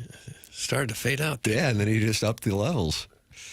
Kind of like Pestis. You still there? Yep. And he fades away. Oh, still there. It's TMA 101 ESPN. Fisher Window Endorsed Tour, sponsor of our 8 o'clock hour. A surprise guest for the ages coming up at 10 o'clock. Listeners are trying to guess it. All Green Al says, I swear to God, if the special guest is one of Jackson's dumbass Ledoux friends, I'm done. No. Jackson, no one cares about your spoil ass. Some All Green Al. You got nicked. But it's not. He's acting like it is one of my friends, but it isn't. So he's building off a false premise. Yeah. Argue with yourself, guy. That's not intelligent, nor is it accurate. No. It's not one of my friends. When was that the standard for this show? You're right. But there was a lot of buzz about Sweet Sweet Kai's wedding next week. And What I did have Sweet Sweet Kai that's call true. in and the Plowhawk to clarify. Yeah. both getting married on the same day. Yeah. Doug being the officiant of the Plowhawks wedding next Saturday. I deep teased this, as I said, another episode of the Spread Zone. I gave you Justin Thomas for the Masters. He didn't make the cut. I gave you Min Woo Lee for the PGA Championship. He didn't make the cut. Who will I give you for the U.S. Open this week at Oakmont? I can tell you one player I won't be giving you is this gentleman from Northern Ireland, Rory McIlroy. Take a listen to this, Doug. Difficult to regain motivation. Yeah, I didn't know. I mean, look, you dream about the final putt going in at the Masters, but you don't think about what comes next. So, yeah, I think I've always been a player that struggles to play after a big event. You know, after I win whatever tournament, I always struggle to show up with motivation the next week because you've just accomplished something and you want to enjoy it and you want to, you know, sort of relish the fact that you've achieved a goal. And I think chasing a certain goal for the better part of, you know, a decade and a half, you know, I think I'm allowed a little bit of time to you know, relax a little bit, but, you know, we're here at Oakmont, and I certainly can't relax this week. Oh, you hear that? That was a nice strike. That sounds like a driver. Yeah, a little right to left. Tight draw. Sound to it. Yeah, Rory acknowledging that he has not been able to find real motivation since winning the career Grand Slam and the Masters 2 months ago. And I guess, hey, human nature, that could be the case. He certainly did not perform well at the PGA. And last week, he was in a very odd spot because he finished, not just not making the cut, but he was buried and put up some of the highest scores he's ever put up. He barely broke 80 last week. So, Doug, if you want to play, I'll give you a play. Okay. And this is a deep tease for the Spread Zone podcast presented to you by FanDuel. Rory McIlroy plus 300 to not make the cut at Oakmont. Rory McIlroy plus 300 to not make the cut. And I'll say this, and I know at this point we are a private company, so I don't know if this is a violation and if I'm going to get scolded by my board. But the Tam Avenue Capital Partners have deployed some capital on that play. Okay. Plus 300, Rory McIlroy to not make the cut. He's having real problems with that driver. Oh, the rough at Oakmont is penal. He said he shot an 81 at Oakmont last week. And that was birdieing the last 2 holes. Yeah. Yeah, well, if he can't play there, I don't know who's going to be able to. Scheffler, I guess, will beat everybody. Is that your pick, Doug? Scotty Scheffler? How can you or pick anyone else? Yeah. Sure. How can you pick anybody else? What about Tommy Fleet? I don't like him. Not in this event, I don't. For no particular reason. I just don't like him. Mic drop. You left your own mic drop? I did. On a Tommy Fleetwood take, I had no idea it was coming. You started with, hey, guys, been meaning to call, and then give me your mic drop. I guess it just shows what a fine line it is between being right at the top and then kind of floating back into PGA mediocrity. When you win an event like McIlroy won at the Masters, it's just hard to maintain that kind of intensity that it takes to be that good all the time. Gives you even more respect for the guys that have been able to do that over long periods, like Tiger and what Scheffler's doing now. Nicklaus for many years, just always there. For some guys, and apparently McIlroy also, it's hard to maintain that intensity after you win a really big event. And I appreciate him saying that. Yeah, it's honest, and so that's the thing. I respect it. I thought it was going to be the opposite because he had won at Pebble this year, then he won the Players. I mean, understandably, that gets forgotten when you win the Masters and you have the career Grand Slam. But I thought once he won the Masters, it would free him up because his distance travels, whether he might not be motivated or not. He's still hitting the ball further than almost everybody. And instead, it's actually gone the opposite way. And he acknowledges he's just not working on it like he had before he won at Augusta. And this course this week is not a place to just try to find your way through it, especially if you cannot hit the fairways. I was watching the Golf Channel last night, Brandel Chambly and Paul McGinley, and McGinley was talking about if they don't get rain, he could see the winning score being 8 over par. 8 over par. So rain will slow things down and soften it up. But if they don't get rain, and at the moment it's not in the forecast until the weekend, he could see 8 over par being the winning score. 8 over It seems a little par. ridiculous, doesn't it, to make a course that hard to where they can't enjoy playing it. If you can't find your ball in the rough, if you can't hit a decent shot, is that really what golf is supposed to be? So you're not happy with the USGA, and you want to hold them accountable? No, I'm not happy. I don't know who really enjoys that, watching guys hit balls when they're up to their knees in grass. And But yet you go out with the family to watch the Fan Page Club Championship. Yeah, very similar sort of tournament. I hate it when you miss a putt barely and then it rolls off the green and down a hill. That's miniature golf. I don't like that. So at all. I respect where you're coming from, and I don't think you're Jackson's about to disagree with you. Well, I think just sharing an opposite perspective, golf is unique where there's no defense. The defense is the course. And so if you see, even across majors, but the rest of the season, courses that are pretty similar and you have one that's set up just crazy, it does offer some uniqueness that you can lean into that is different than other sports, is that it's not about the opposition across the line from you. It's about the course you're playing on. And I think that's kind of fun. Now, I think there's times where they go overboard with it. We saw Zach Johnson say in 2018 that Shinnecock lost the golf course. Phil Mickelson stopped a ball while it was rolling. Yeah.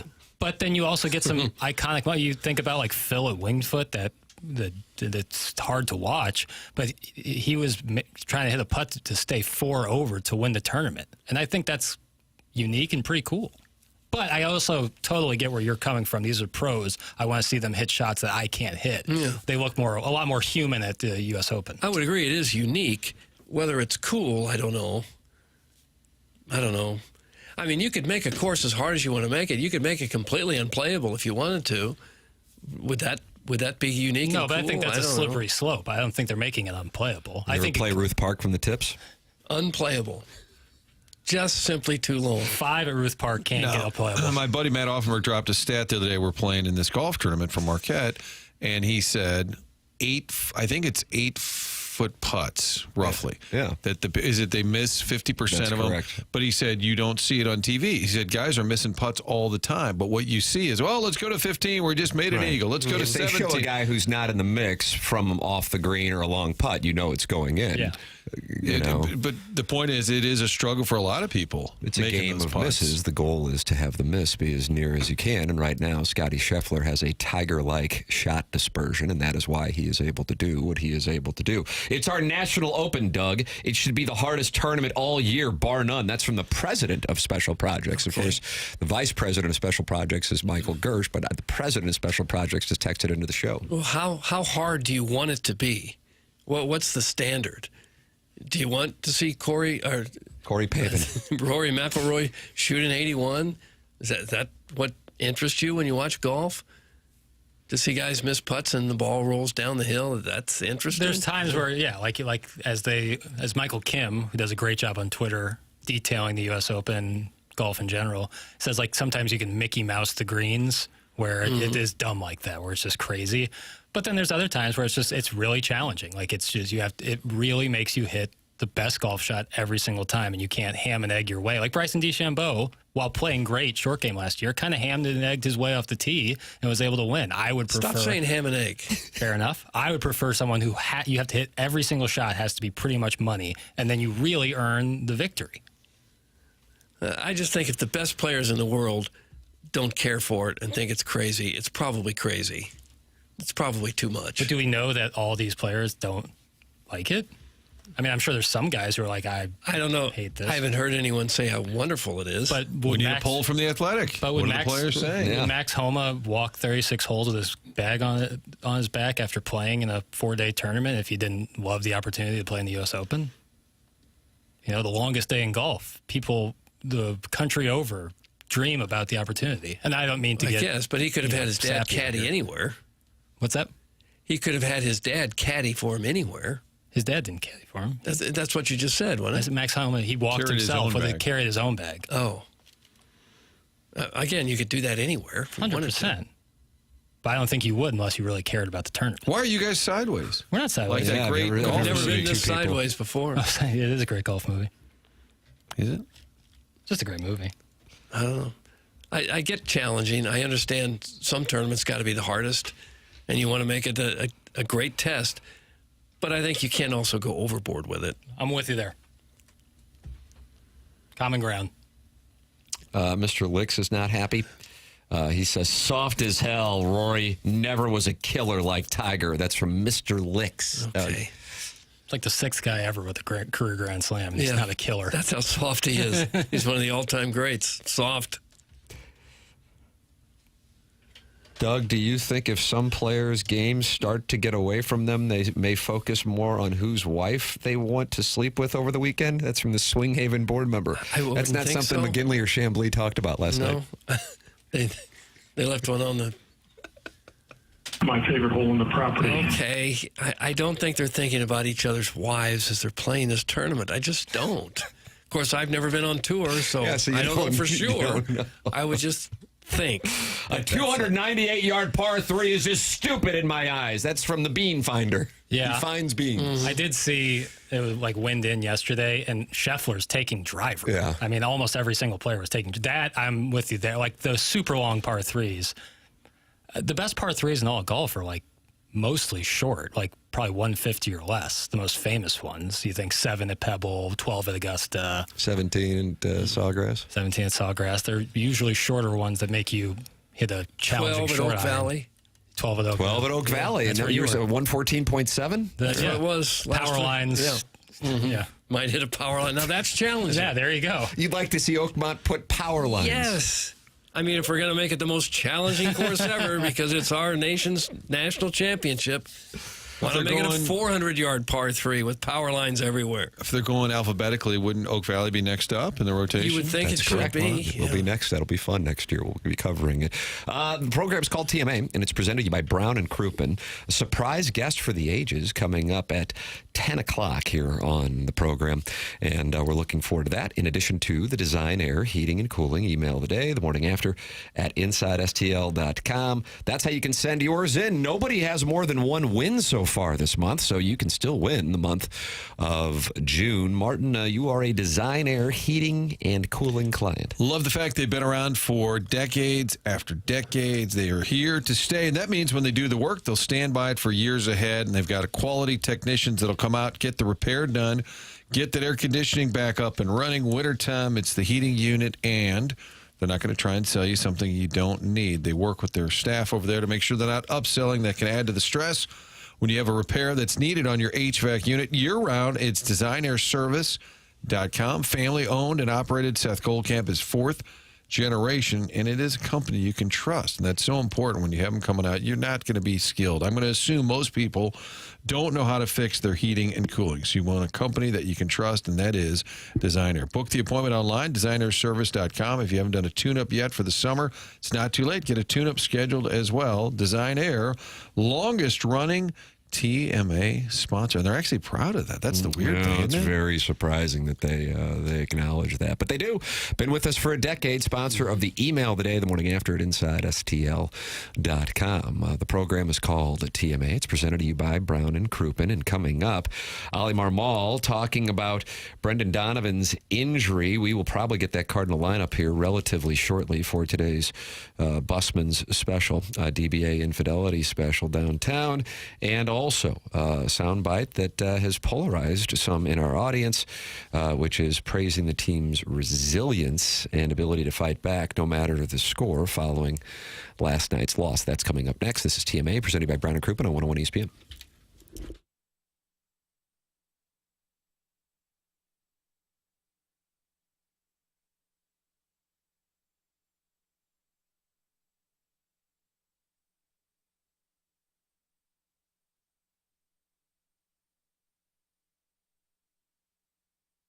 Tim McKernan here for Universal Windows Direct. If you're a homeowner like me, you know how it goes. You work hard for your home.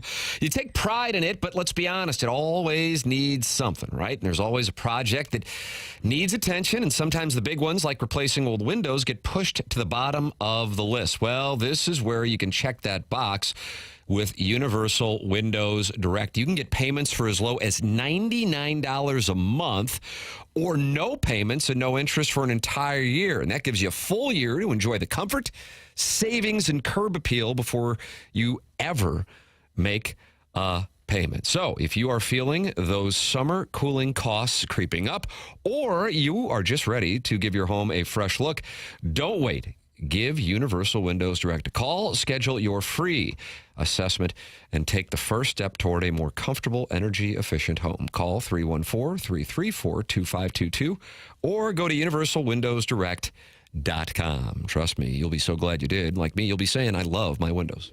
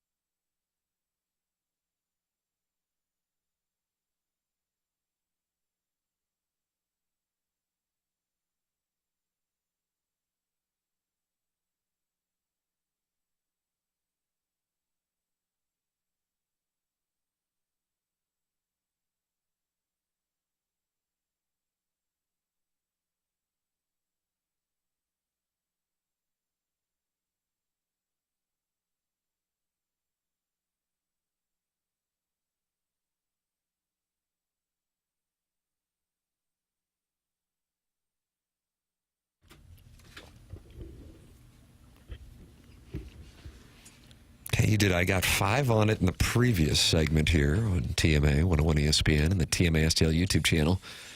And Doug, who did you request on this one?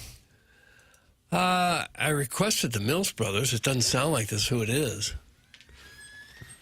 Who is this, Jackson? Is this Casey and JoJo? Is this Jodeci? Tyrese Halliburton. It'll be fun to watch tonight. Underrated? Overrated? properly. Tim, did you know Halliburton put out music? Didn't. Not until I'm hearing it right now. And the ladies love Tyrese's style. Is that correct? When Sweet Lady comes on, for sure. Oh, is that right? Not? Really?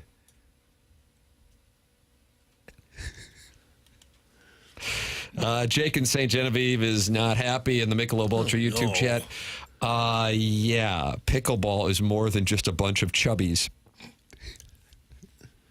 That's the entire comment? It's true. Were we talking about pickleball? We were not. They might be in the Michelob Ultra YouTube chat. More than just a bunch of chubbies. Yeah. Well, it definitely is, yeah. Mm-hmm. And he was mad that we were talking about the U.S. Open. All right, you bunch of golf snobs, let's talk some real sports. And then he got upset when somebody mocked pickleball. So, okay.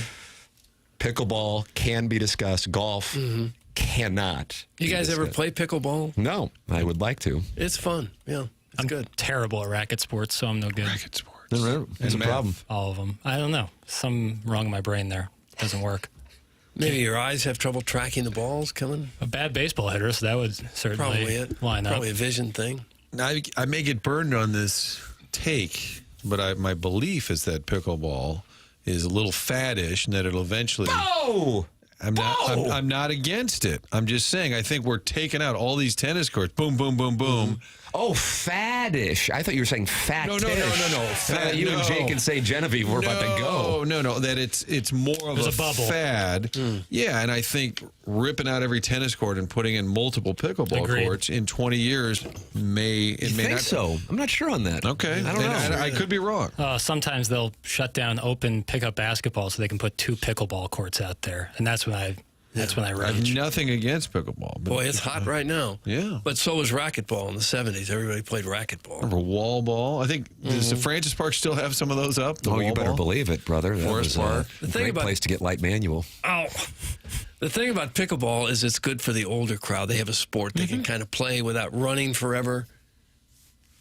It's kind of the racquetball equivalent of golf. You can play it at kind of any age, as long as you can move just a little bit. Exercise is always easier if you can have a game around it. A lot of injuries because people think, oh, this is simple. I don't have to move as far as A lot I of do with tennis. static to dynamic movement like that. I think the injuries come because it's old people playing, and they're not used to the lunging and the sudden movements. I think, the acceleration, like going from nothing to running as fast as you can. If you're playing when you're in your 20s and 30s pickleball, you're not going to get hurt. My boy Herb. What do you do? Take anybody in pickleball. Wow, Doug, that was a challenge to you. Really, you want to play Herb, Doug? No, I'm not. I can't play. Tim, why don't you start out with Herb? I'll start with I'll Herb. put any amount of money on my boy against anybody. Okay, my boy. And I have nothing against him. I have not played. Mandy Murphy plays all the time. She's sideways with me because I poke a little fun at her pickleball obsession. It's really good because you can play right away. The first day you go, you can play. It's like ping pong in that aspect. You can play right away. Unlike tennis is hard. To be able to serve, to be able to run and cover the whole court, then to chase the ball when you miss it, tennis is an ordeal. But pickleball is kind of fun and easy, and it's social, and you can play right away. Jake in St. Genevieve, anti-golf, pro pickleball, and not happy about it in the Michelob Ultra YouTube chat, says if you go to an actual pickleball gym, it's full of good-looking ladies. Yeah, so there. Big Blonde Dan arguing with Jake in St. Genevieve and says, oh, stop it. Pickleball's for lazy, slow people. Pick up a real racket and run a little bit. Big Blonde Dan. Tim, how have you not played? I bet you it's been offered to you or people. Yeah, I don't have a great answer. I think anytime a question is asked and somebody says, how are you not doing that or how are you not able to do that, I think about it, and it's something that I would imagine plenty in our audience can relate to. It's a 3-year-old and a 7-year-old. I think that probably is the answer. Because for the last decade, I've basically had a young tyke, So I guess that's the answer. And it started getting popular here within the last 8 years-ish. I feel like it's surged. And for the next 10 or 15 years, your free time is going to be spent, much of it, at their events. their soccer games, baseball games, basketball. Start walking around with a mystery Yeti. Oh, is that what you do? Yeah. I just like to berate 12-year-olds who officiate. Yeah, that's a good time. Because you're taller than them. Come on, Blue. Not When it comes necessarily. to it, you can probably take them. What, do you got to be at the mall in an hour? Come on, Blue. Call them both ways. On this program, we have a surprise guest for the ages, the facial reaction of Jackson Burkett. Well, Tim said the ages. We just said it'll be very enjoyable. I can't wait. I mean, your approval rating. The approval rating. That's right. Because every time we say we got a surprise guest, and the whole idea was just having fun. It's not a big deal. Every time, oh, great, is it Kachuk again? Oh, Why is Will there Clark again? anti-Kachuk sentiment? That must be on some TMA social media bubble echo chamber Will thing. Clark was a delight. Remember, he even quizzed you guys that wore a famous number, played the same position, another guy with the same last name. And I thought that was a really good clue. It was. Clark. 22. That was a good call. So 10 o'clock, that's coming your way. Design, Air, Heating, and Cooling email of the day at 10:45. Cardinals losing last night. They are now 5 back of the Cubs. In addition to that, they may be without Brendan Donovan. We will see. Here is what Ali Marmol had to say about Donovan and the toe injury. You got it. There's been some discomfort there. It's a kind of the joint in his big toe. You can see that last at bat, he couldn't even get off his backside there. It was hurting him pretty bad, so we took him out day to day, but I'll know a lot more tomorrow. Base hit. Here's a knock. Here's Brendan Donovan telling post-game how he actually felt and what the problem was. Yeah, just on my left foot, so that's kind of the side that I rotate off of. Just like kind of the joint, like down in my top of my foot, like bottom of my big toe. So I kind of use that for everything, and it was just getting grumpy to the point where I just felt like I was kind of swinging on, try to finish out the game, but we just thought it'd probably be a good idea to kind of get off of that foot. I just got some treatment done and kind of reevaluate it from there. Like, I don't know a whole lot about toes, but I don't think it's that bad. I mean, I know your feet, you're always in dirt and grass and running in cleats, so I mean, I think it's just kind of one of those things. I don't know a lot about toes, he said. It was suggested earlier on the text line that maybe Jackson could go down and give a foot rub to Brendan. Oh, wow. Is that something you're interested in doing? Yeah, but if I mess up, I don't want to get blamed for it. Yeah, You know, I'm not classically trained. He did have an awkward swing there at the end. Yeah. It didn't look like him. Losing him, that would be brutal. Yeah, it would be. God. And you're looking at that through the lens of my fantasy baseball team? Yeah, well, that's the main concern. Thank you. You're already, injury riddled enough. Alvarez, Harper, Chapman, had to put them on waivers. Doug, you ought to go try and pick them up because I didn't have enough room to keep them all. Right. Alvarez is on waivers? No, Matt Chapman. Oh. So the last thing that the Yankees of fantasy baseball need is another injury. So that's my main concern. My secondary concern is that the Cardinals desperately need a place setter like him. I think they're due for a roster reset where you get JC up there, you bounce, I kind of like to bounce see like that. that Valade, and then Chris Roycroft. Well, maybe Fernandez has figured it out down in Memphis. I think you got to do a couple of these. Not a bullpen guy that doesn't matter, but maybe somebody who could have a little impact. Mix up that bench a little bit. I think roster reset, Mo, line one.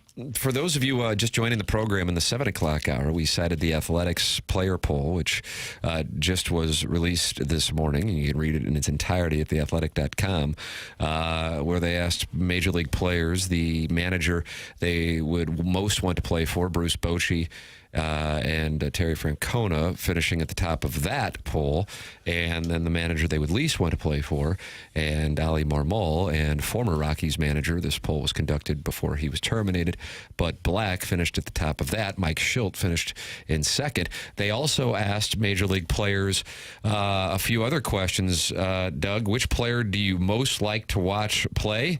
You have been on a heater for the ages here with the guessing games today in this Gallup poll. Which player do you think Major League players most like to watch play? Shohei Ohtani. That is correct. Do you think you could get 2? Aaron Judge. He was 6th. 6th? Okay. Did you say most like to watch play? Mm-hmm. How about Freddie Freeman? Did not receive a vote. Oh. What about Mookie? Mookie Betts is 5th. Huh.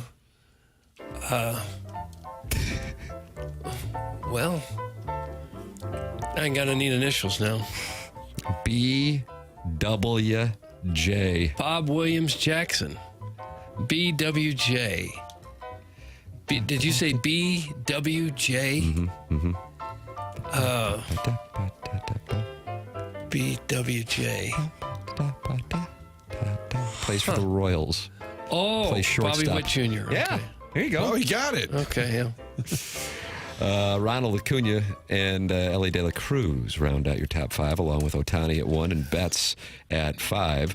And then on the pitcher that you would least want to face in Game 7 of the World Series, I think this is somewhat surprising, but maybe I'm off on it. I don't know. I don't know. Maybe I don't know. See what you get it. Least want to face. Game 7 of the World Series. This is the Athletics Gallup poll of major league players. Starter or reliever? These are listed as starters. Oh no, there's some relievers in there, but this one is a starter. Well, I'm going to go out on a limb and say Jacob deGrom. Now that he's back, he got some votes, but he is not the number 1 player. Scooble? He was number 2. That's the one that I would have guessed. Okay, Skeens? He is listed, but he is not number 1. Well, darn it. Jackson, you want to fire a bullet at the pot?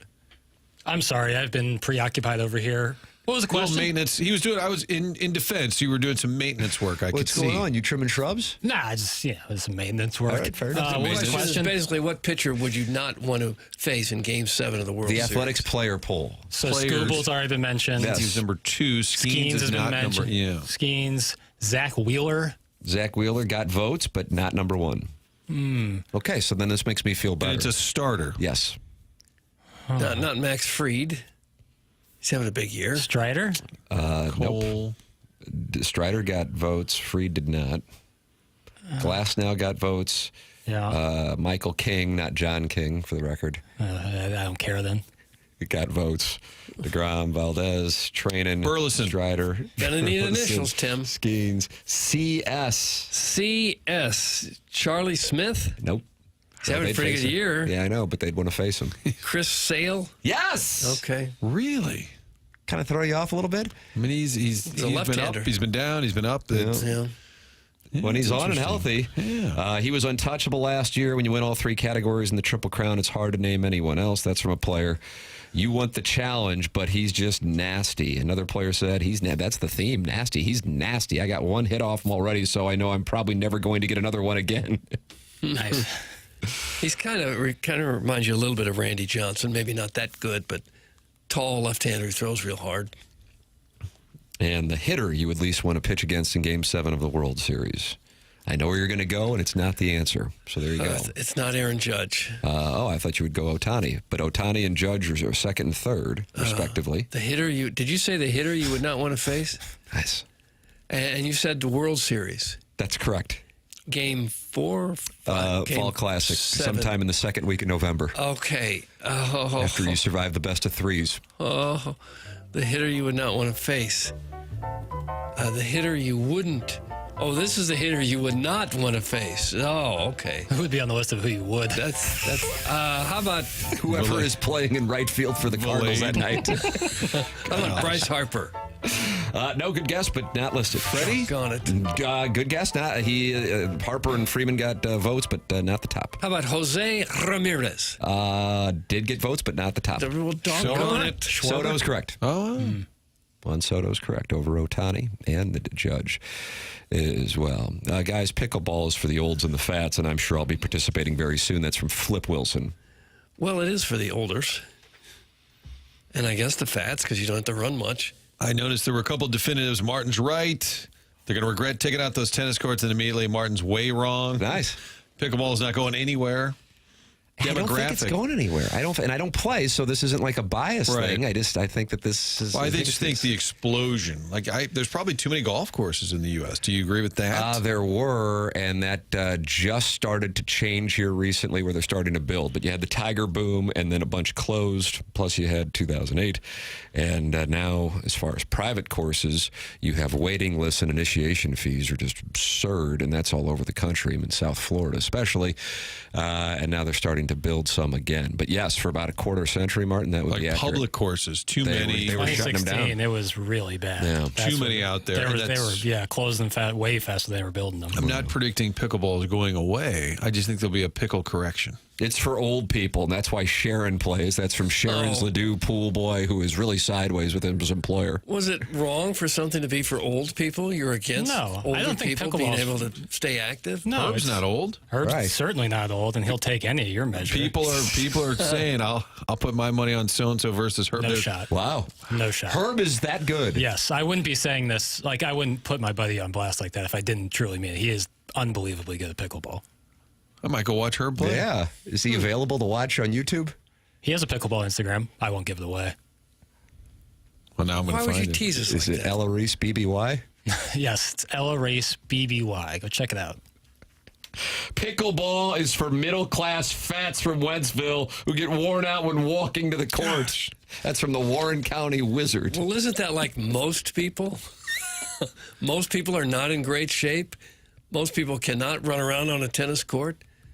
In this day and age where most people tend to be a little out of shape. Whoa, did you it's see like the perfect fellas sport. golfing at the Dotem? What are you Thank you, talking Martin. about? That's what I meant. What are you I respect anyone playing pickleball, getting out there, a little exercise. Good for you. Yeah, I do too. And I respect the people that can play 3 hours of a tennis match, 5-set tennis match. Lord knows. Alcaraz, 5.5. Not many can pull that off. Good Lord.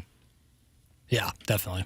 The number one form of exercise in our town is piling 10 bush lights on top of 2 helmet nachos and trying to start the wave at a mostly empty ballpark and trying not to trip over your Hey Dudes. That's from Alan Dadeville. Doug and Hey Dudes just took a shot. I don't know what a hey dude is. It's a slip-on shoe. It kind of blurs the line between slipper and sneaker. Like a Sketcher? Very type of- popular. Like a Sketcher in the sense Does Herb that... wear Hey Dudes when he plays pickleball? No, God, no. Oh, Hey Dudes took another shot. Well, I wouldn't necessarily it's not like for sport. It's more for lounging, hanging out. Oh, I see. Again, bridging the gap between slipper and sneaker. It's like a slipper with a hard bottom. Bridging the gap. What did Spicoli have in Fast Times? Would that have been I don't know. Rich Gould had flip-flop golf Vans, shoes. maybe? He did with spikes on the bottom. That's about as cool as it gets. Kids talk about aura these days. Rich Gould is dripping in aura. Oh, is he? Pickleball's only fun if you've just finished a round of golf and want to burn some time while your wife sleeps with her tennis instructor. That's from Mr. Lay. It seems like a projection. But I don't know. I'm telling you, for most people, tennis is too darn hard. No, I'm with And that's because of the instructors sleeping with your wife? That's part of it, sure. You got to really want it to play tennis, to play a decent game. Rackets are pricey too, eh? Hey? I haven't I don't know why. priced I them don't in a like while. Canadian, but, eh? Orson Woods Wacko sounds like he's into Herb. I've met Herb. I've seen one of his conquests, long legs and smoking. I also hear Herb has a big crank, so no doubt he is the Pete Sampras of pickleball. That's from the Orson Woods Wacko with an endorsement of Herb. And Pete Sampras. Some Who had a flowery, marvelous career. some flowery writing, but mostly spot on. Flowery? Right. We're an hour away from the surprise guest. Unless they We'll were have a listening to this 90%. I always fear that somebody that might be new to the show, like, I want to check out what the guys are all about. Oh, when I'm meeting people and I can tell in the moment because they haven't gotten to know me yet, they think good things about me. Once they get to know me, that's gone. And they go, oh, I'll have to listen to the show. And Yeah. I don't know. Right. I don't know if that's the move. Maybe not. I don't know if that's the move. Surprise guest, 10 o'clock, design, air, heating, and cooling email of the day coming your way at approximately 10:45. Send yours in the morning after at InsideSTL.com. Max Muncy speaking on the Clayton Kershaw video at Busch Stadium. We'll have that for you coming up in the Mark Hanna Evergreen Wealth Strategies 9 o'clock hour. And then there was some hot mascot kissing with former major leaguers. Oh, no. And we have audio of that. A mascot as in like a Fredbird type of mascot? Yeah. Kissing with major leaguers. Former. Smooching, I think, is the doesn't preferred. Smooching with the boys. Don't they vernacular. always do crazy stuff like that?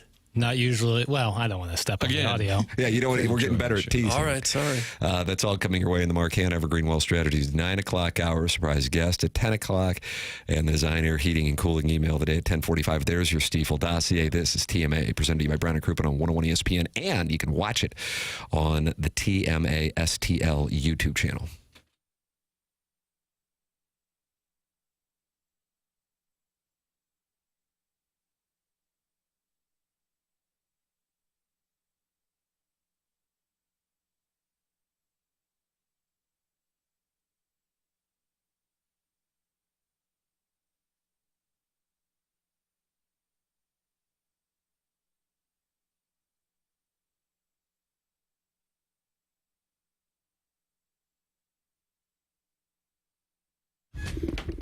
Mid-America St. Louis Airport, located in Mascoutah, Illinois. Website, flymidamerica.com. We've been telling you about these great locations, destinations, whether you're going to Vegas or Hilton Head, Florida destinations, 7 different cities, Fort Myers, Fort Lauderdale, Destin. Well, they've recently added Gulf Shores as well. Knoxville, Tennessee, added within the last year. They keep adding new places to go. All of them fun destinations, great low prices. That's what you get with Allegiant Airlines. Check them out online, flymidamerica.com. Get a great price on a fun destination and then experience an airport that's convenient for you, the traveler. How about that? That just doesn't happen anymore. Park right there, giant parking lot, less than $10 a day. Walk in, get to the gate within about 15 minutes. That's the average time from your car to the gate, 15 minutes. Find out what everybody's buzzing about traveling through Mid-America St. Louis Airport. Not far at all from downtown St. Louis. Great prices, fun destinations, whether you're going to Florida, Vegas, Gulf Shores, Hilton Head, you name it. Great deals. All of it right at the website, Mid-America, flymidamerica.com.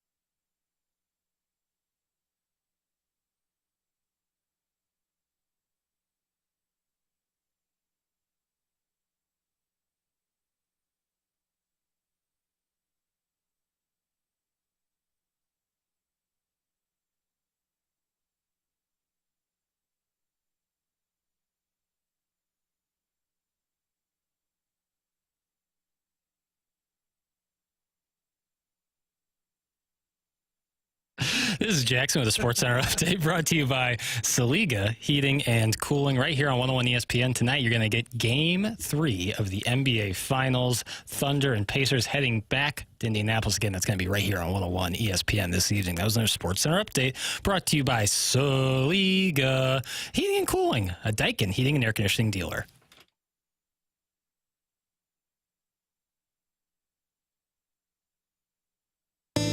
There's firecrackers shooting in the sky. A bottle rockets on the 4th of July. Roman candle wars in my backyard. Run for me and you won't get too far. Sparklers, screamers, and streamers. Cherry bombs, smoke bombs with your moms. Kids playing with the poppers in the street. Burning them snakes all over the concrete.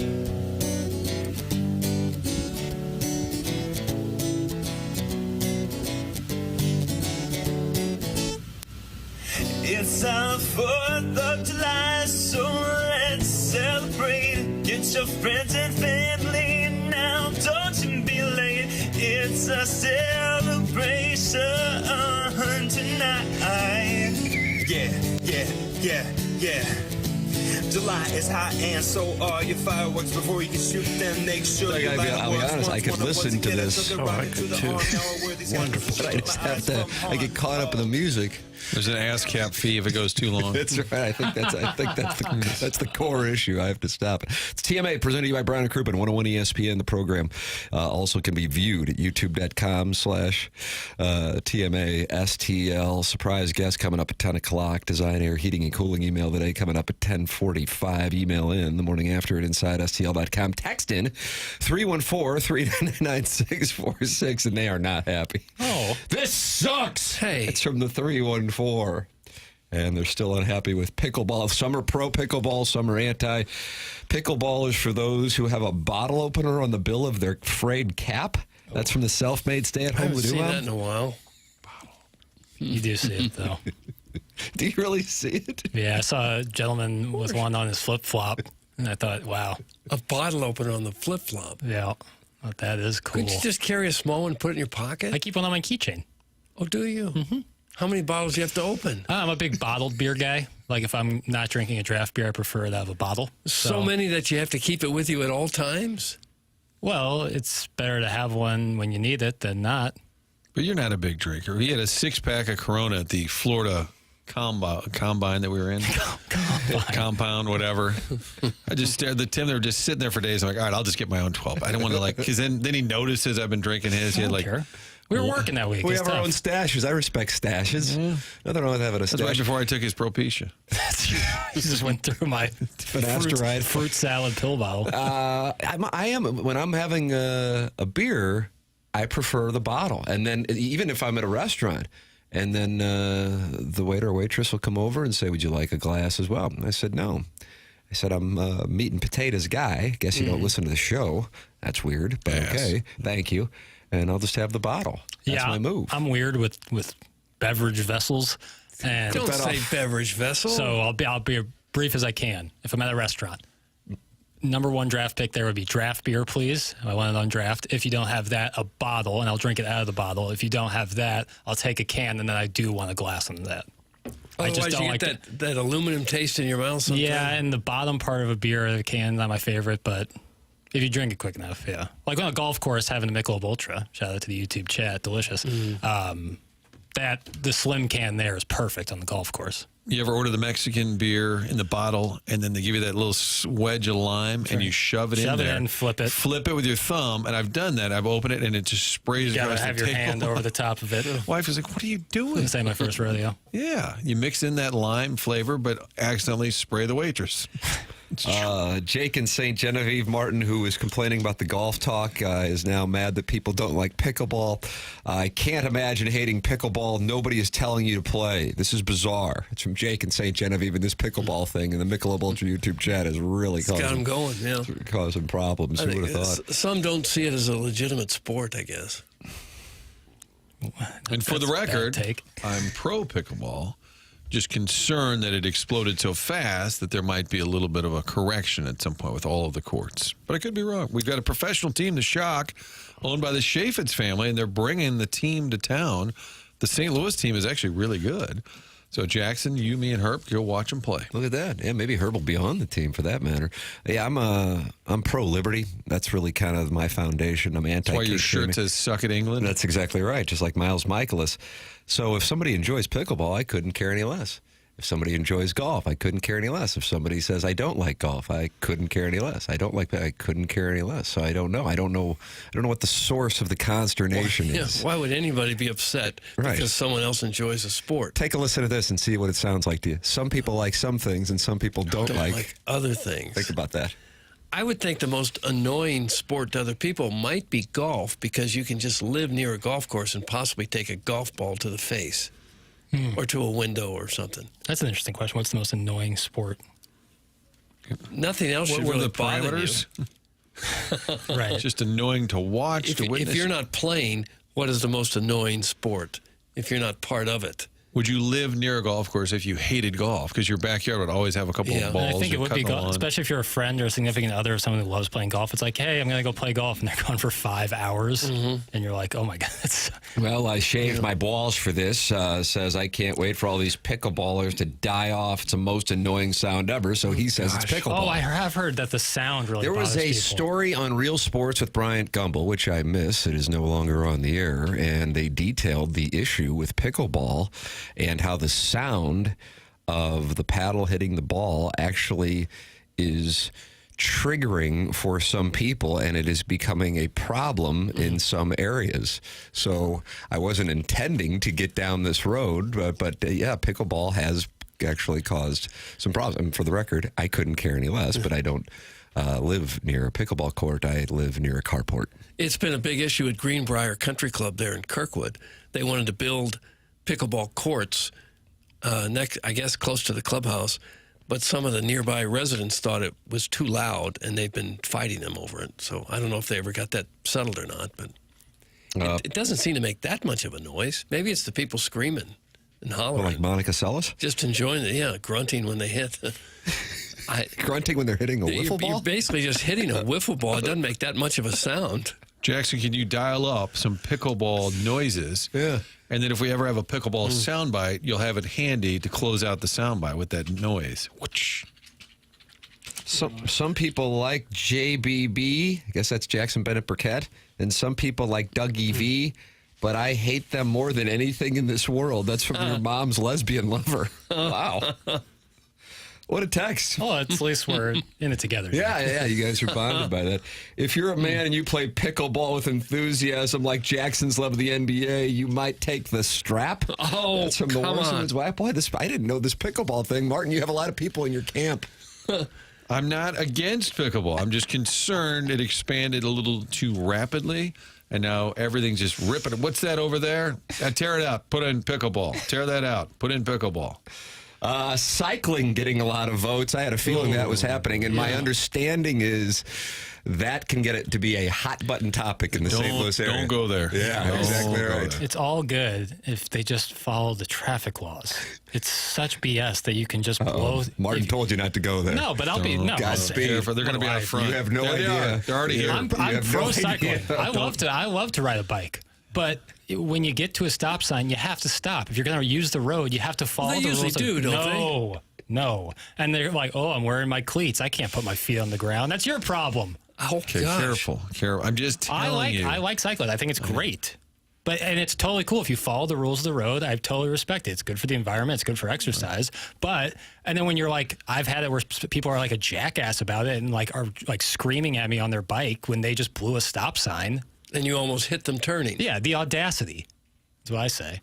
Huh. I'll go there. I know exactly what you're saying, but I'm afraid to talk about it. Yeah. What is there, like some sort of... There actually is. Cycling overlords? Yeah, it is... They're already out. Look out the window. There they are. They're ready for you. Surprisingly strong contingent of folks. It should be a simple premise, what you're saying. If you're on the road, you follow the rules of the road. Whether you're on your scooter, your moped... or your cycle. Somebody in their spandex tunic can come and yell at me. Why do you have to wear spandex when you ride a bicycle? Aerodynamic. What the hell is that all about? The most annoying sounding sport's basketball. The shoe squeaking is so irritating. That's from Burley's Biscuits. It's truly meditative to me. No, that cousin Nick, who listens in Minnesota, said his wife won't let him watch basketball because she can't take that squeaking noise. There's like a disorder. I think it's called misophonia, where certain sounds, like like when a fork or like a knife scrapes against a plate, it's like chalk against nails the fingers or chalkboard. Yeah. It like really is enraging to people. The great Robert Shaw and Jaws. Jackson, you're getting a lot of support for your cycling take. People respect your courage in talking about it. I'll reemphasize, I respect the hell out of cyclists. I think it's great. I think you just got to be smart. And I think it's for the safety of everybody to follow the rules of the road. I get that it's obviously hard to stop when you're wearing those cleats and it's not the same as just like a 10-speed.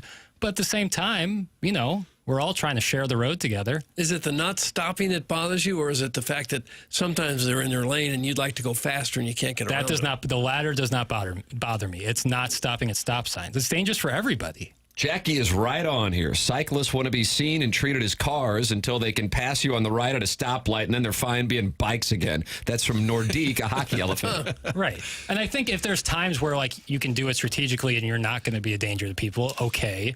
But I've seen it at busy times on the road, just flying through stop signs. I'm concerned for their safety as well. I'm being serious. 100%. But I like to also roll my window down and just have a big cigarette and go, who do you think you are, Greg LeMond? Get out of the way, pal. Can I ask a question, Doug? I'm going to crowdsource here. Sometimes in the early morning when we're driving here to entertain the millions and millions listening to TMA, I'll notice that people will walk in the road even there's a sidewalk. Oh, yeah. What's that about? Probably joints. Smoking weed, smoking the drugs. I don't think it's a cannabis Do you kids thing. have the pot out? Uneven surface of a sidewalk, the changing might be bad for your joints. I don't know. I don't understand it either. I also don't understand not wearing reflective gear when it's dark outside. You're wearing an all-black jumpsuit walking in the dark. It's a terrible idea. You probably just don't have reflective gear. Then you shouldn't be walking in the dark. Or if you are, walk on the sidewalk. Or a helmet kind of flashlight like you're mining. I don't think you need a helmet just walking. Well, with the flashlight if it's dark. Okay. I'm trying to look out for the safety of everybody. I know you are. These cyclists can't be holding up the road, backing up cars 10 deep. That's from the Big Show. Boy, Jackson, you're getting a lot of support. But I don't agree with that's not my problem. Just riding on the road, they have the right to the road. They're allowed to be on the road, and they're getting exercise, good for the environment. Like I said, it's the not following traffic laws. That's where I really have a problem. Well, Jackie Papers taking his stand. A surprise guest, 10 o'clock, Stiefel dossier. And we have Max Muncy giving Clayton Kershaw's perspective on the Cardinals running the Matt Adams home run Sunday before his start. And Doug, hot furry action in which a former major leaguer is kissed by a mascot. And we have the audio. That's next at CMA 101 ESPN.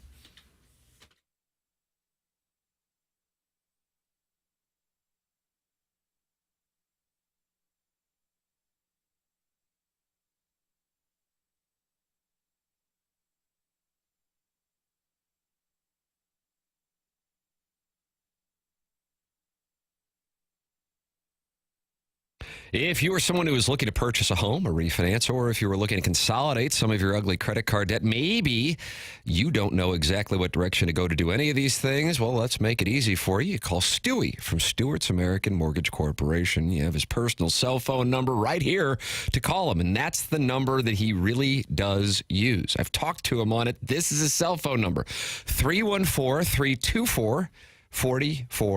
That's 314-324-4440.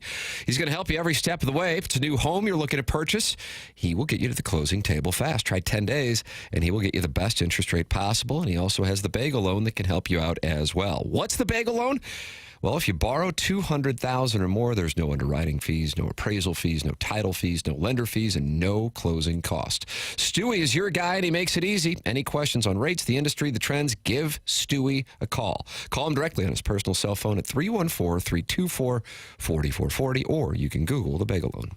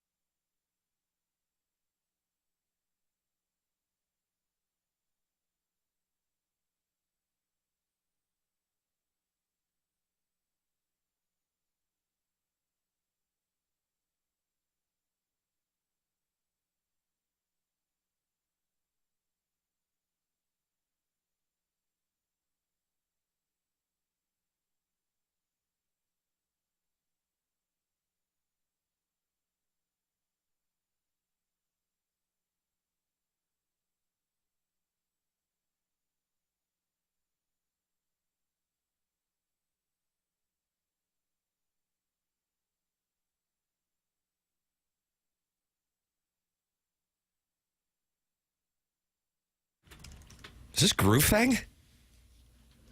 Hey, Mr. DJ. Hey, Mr. DJ. Huh. And what is our theme? Bangers.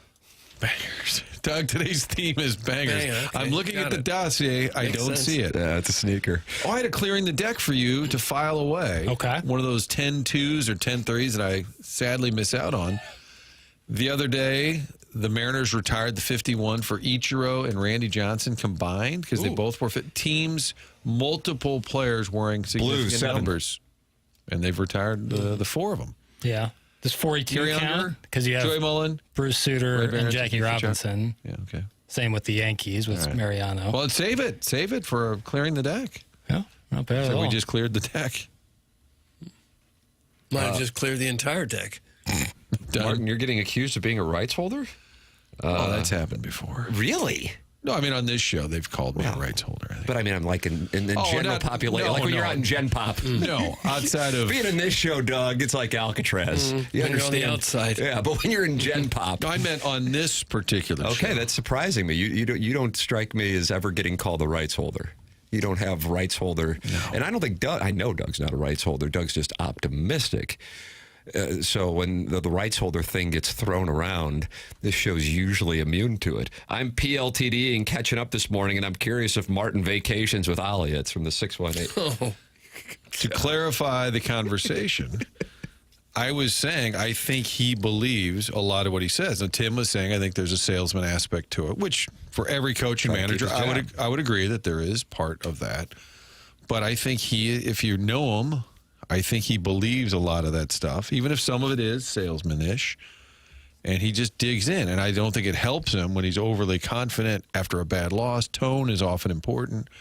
And I think sometimes you got to just say, man, we're in a tough spot here. We're going to dig out. When you're, they called it Baghdad Bob, right? In Iraq, what he would always say, nothing to see here. Everything's great. all is Everything's fine. going fine. Americans have been defeated. Yeah. I think on occasion, people would rather hear, yeah, that was rough, and we're in a tough spot. We got to fix our bullpen, and not going overboard with any critique. That's all I was saying. It was more about his tone, his demeanor. But for a purpose of clarification, you guys are not vacationing. That is correct. All right. But you might. Remember last year when Ali, after a tough loss in April or May, said this one will really help us in September. Yep. That was a surprising one. I think that was in the last place season, so he had a little more optimism.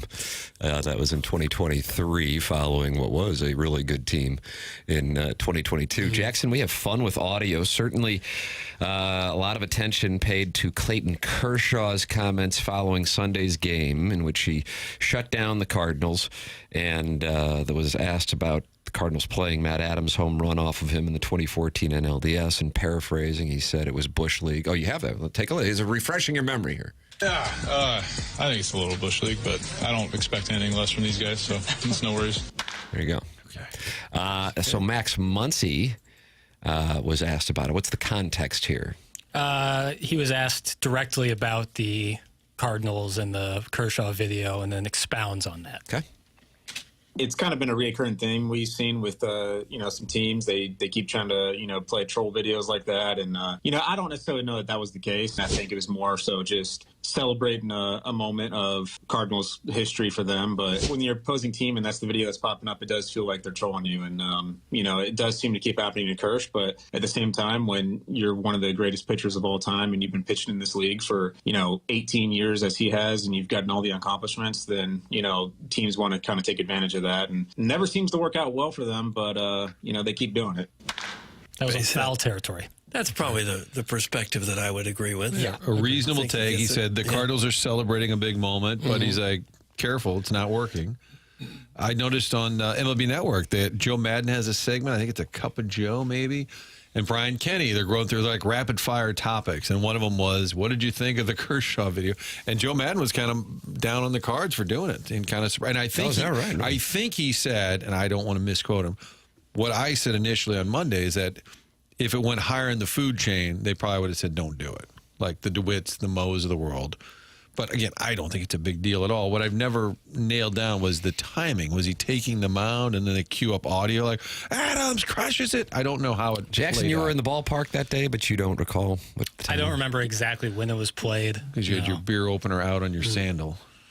Yeah, I was just real nervous. I was like, man, Otani's coming up. First pitch, he's going to bang one. He did, double. I was trying to get the victory, trying to sweep the Dodgers, man. So I was locked in. But I missed it, too. remember. I was probably in the restroom with this cranky prostate. Put that off.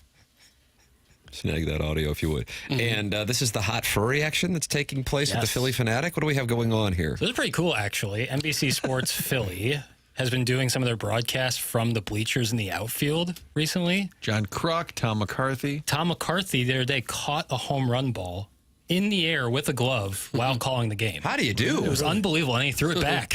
It was great. But I don't understand how that leads to hot furry action. He was not involved in this. This was John Kruk on the television doing the game, and the Philly Fanatic came over and paid him a little visit, maybe even gave him a little smooch. Oh, okay. I'm fine to complain. You guys really have a nice relationship. Very affectionate. Very smoochy. It's an unsafe work environment that y'all put me in today. Oh, man. Uh-oh. What has he got now? Ben, is that the new Surface Pro 3? It is not. Oh. I'd like to say that's the first green. Oh, wait. Green. No, who's that? Who's green thing I've ever kissed, but it's not. Oh, you want us to vote? Oh, okay. All right, 5 times we got to vote. Get your ass out of my. Face hit. Like that's called hot furry. And this was happening John Kruk in the bleachers. Yes, yeah. So they're not in their usual broadcast, which I think it's pretty cool. I love that. Yeah, I think it's cool. Harry Carey start there with the White Sox. Benjamin Hockman, Post-Dispatch columnist, texting me, listening to the program, says Clayton Kershaw was still in the bullpen when the videos of Adams' home run were being shown. Thank you, Benjamin, for the knowledge. A big moment for a franchise is even a little bit bigger when it comes against a Hall of Fame pitcher like that. Oh, yeah. 100%. That made it all the better. I mean, who did Edmondson hit his home run off? Anybody? Wheeler? No. God, I always thought it was Wheeler. Anybody? Oh, no. I'll get there. I'm going to get there. God, I always thought it was Wheeler. It wasn't. Was it Wheeler? Initials. I'm sorry. Yeah, initials, please. I'm pretty sure it's DM. I know the last name is Maselli. Dave Miller. Yes, Dave Maselli. Oh, okay. Dan Maselli. Okay. Astros pitcher. I always thought it was Wheeler. Sorry. Take it back. And both the Jack Clark and Ozzie Smith home runs Tom Needham were against Buffalo Head. Excuse me? Buffalo Head. That was his nickname. Buffalo Head was his nickname? Not you saying that. Enormous head, you know. Wow. And he was married to one of the Landers sisters. The Landers sisters, Martin. And they were actresses. Judy was one of them. Yeah, gorgeous. Twins, I think. Yeah. Is that a new report? It's not a new. It goes back to the 80s. It goes back to the 80s. Was that a highlight of last year's report, or is that a new report? Quite dated. And in the midst of this great baseball discussion, Tim, a text just says, furry love is love. Amen. There you go. And that speaks to this audience kind of sharing our views, which is we don't kink shame.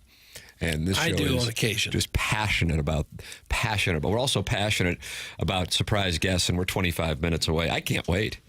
I mean, and listen, Martin, it's unfair to you, but the bar has been raised with your surprise guests. And so now when I hear surprise guests, I'm going, is it Tom Cruise? I mean, is that where we are? Picture out. That's what I'm saying. It could tie in. And it's not fair. It's not fair because the John Hamm surprise guest all of a sudden, Here's sort of a question for you guys as, people in the industry now, since John Hamm is a friend of the show. 100%. And then he closed out by saying last time, yeah, have me back on. We'll do a little hot stove blues. Is it John Hamm again? No, my question to you guys, his next go-round, probably not a surprise, right? Or do you put him back into now that he's a friend, just, hey, John, call in. We're going to rap a little bit about the Blues defense. Offseason. Yeah. We'll just call him John, too. Don't even mention the last name. JH. Hey, JH. Yeah. He played Hammy. ball. John in New York. Yeah, that was Tim got it right away. Didn't you with John in New York? Did you? I guess the John in New York, but I recognize the voice. Right. It's different than like an athlete where you'd only hear them a handful of times. John Hamm, you've heard if you watch Mad Men. You I don't know if you'll get this one immediately. I agree with you. Let me take a second. Okay. Actress? Oh, gosh. Martin just doesn't give hints. I mean, he keeps that principle, and he adheres to it. That's coming your way at 10 o'clock. We're at the Marcan Evergreen Wealth Strategies 9 o'clock hour right now. Here on TMA, we've been talking about this player survey that The Athletic just released this morning. Jeremy Rutherford just released his Blues fan survey results this morning. I mean, big day on The Athletic.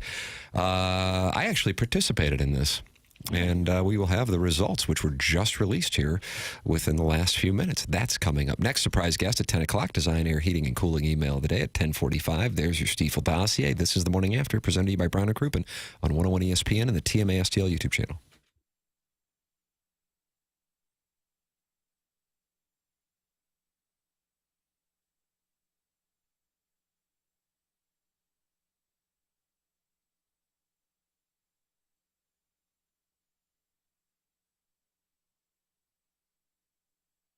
So many great savings at Schnucks. They just continued to lower the prices. The best thing to do is grab your groceries at Schnucks, and throughout the store, you'll see all these prices marked down, not just a special.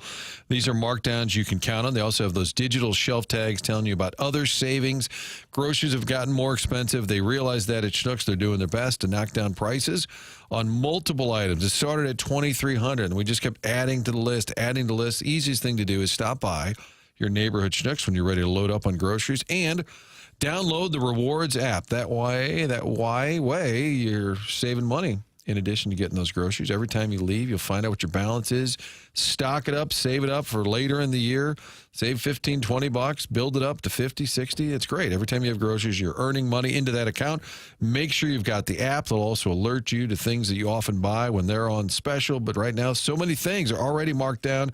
You're going to save money by stopping by Schnucks. And tonight from 6 to 7, stop by and see the City soccer players. That's the Bunker Hill location. They've been collecting food, the food drive here, Operation Food Search, City SC teaming with Schnucks. And tonight is the night to meet players and hang out from 6 to 7 at the Schnucks on Bunker Hill Road.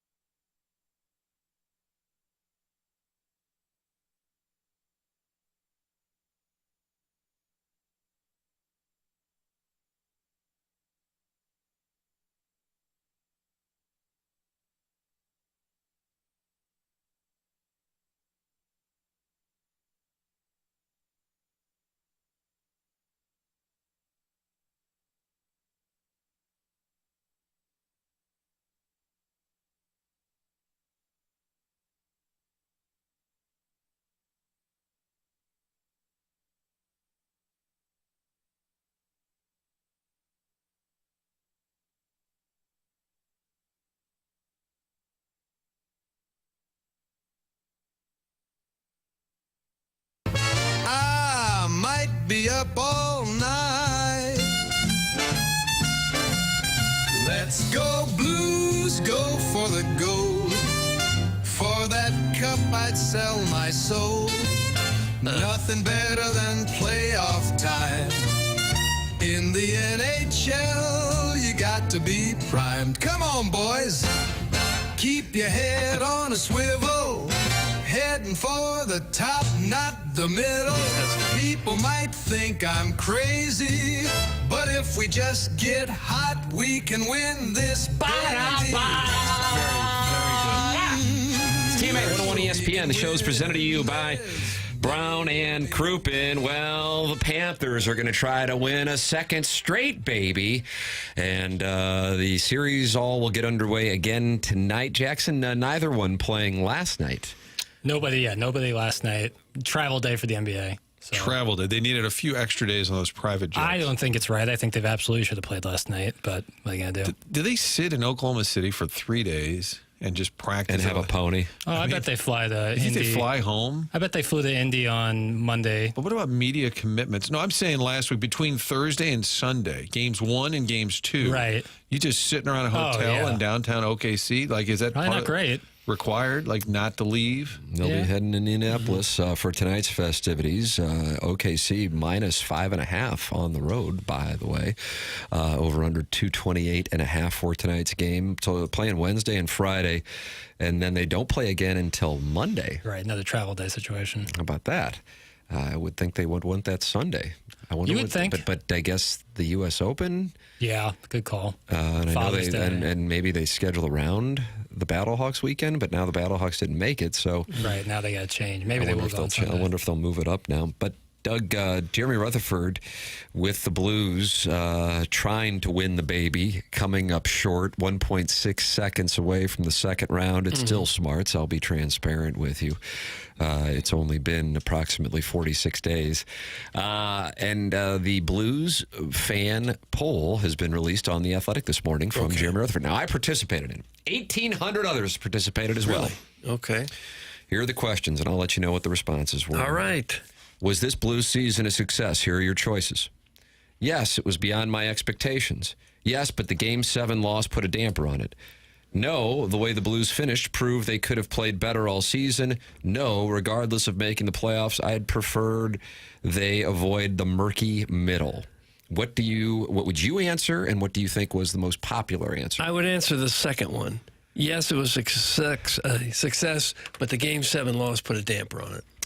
Martin, how would you answer it? Yes, it was a success, but Game 7 put a damper on it. That was my answer as well. It did not finish number one. Really? And that's because this city is constantly involved in its own balloon party, and everything is bright and shiny.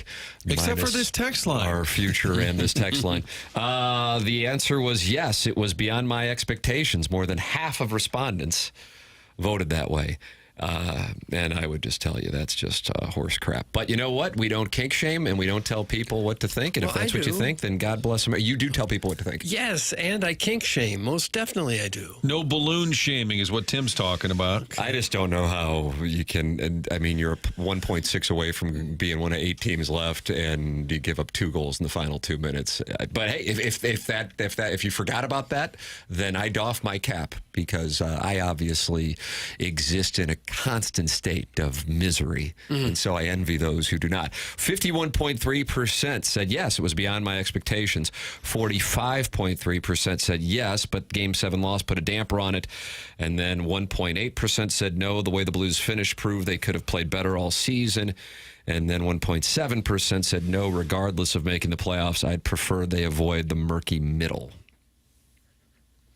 You're shaking your head. Yeah. Who would prefer the murky middle? They avoid the murky middle. Oh, well, isn't the murky middle better than the bottom? That's getting close to kink shaming. Well, then I'll kink shame. You don't want to be at the bottom. The middle's far better than the bottom. The top goes down, and the bottom goes up. You know what I mean? Oh. See? That's from a farm in Tennessee. Do you want to be in the situation the Blackhawks are in now? Or the Predators. I don't know if they're in the murky middle. No, I'm saying that's the bottom. I'd rather be in the murky middle than where the Blackhawks are. The Predators who spent a fortune and But their the question team is sucks. avoiding the murky middle. All right, how about this one? What was Doug Armstrong's best move in 2024-2025? Got 4 choices. Moving on from Brandon Saad, trading for Cam Fowler, signing Dylan Holloway and Philip Broberg to offer sheets, hiring Jim Montgomery. Not trading Shen? No. I don't know, though, on that. Well, you know what I mean? I think there might have been an effort. He didn't. There just might have been a rejection. That's a great list. Yeah. If you think about the movement they did. Isn't that to make nice? changes. That's all you can. I mean, if you're a fan of a team, it's like, okay, they're trying. Going back to the Dodgers thing and being the organization where he wants to play for. Doug, what would you vote for? The releasing of Saad seems like an afterthought because the other 3 things were all extremely positive. You can make a case for each of those, Fowler and the 2 players from Edmonton and Montgomery. I'll say Montgomery because that's when they really kind of turned it around after he came. I think Broberg Holloway kind of changed. There's our guy, Holly. I think it changed sort of the feeling about the team even, that the expectation level before they started the season even went up a tick. So I'm going to go Broberg Holloway. I really feel like you could answer any of the 3 obvious ones here. Nothing against the Brandon Saad option. That got 0.4% of the vote. I voted for Holloway and Broberg as well, Martin, but I mean, it's not like it's a shot at Montgomery's hiring or trading for Fowler. I will say this, when they traded for Fowler, and I feel like this too, I mentioned this on the podcast, when that move was made, and I feel like it was a Saturday or Sunday morning, it kind of flew under the radar. And I was watching Cam Fowler's interview with Andy Strickland and Cam Jansen on the Cam and Strick podcast, and he was making the observation that even though he's a guy, I guess he's from Windsor, but played over in Michigan. I think that was kind of the deal.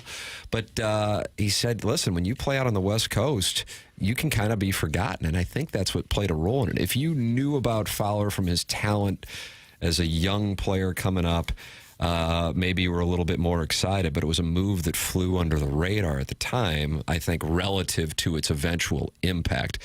The winner from the Gallup poll, 59.5% said signing Holloway and Broberg.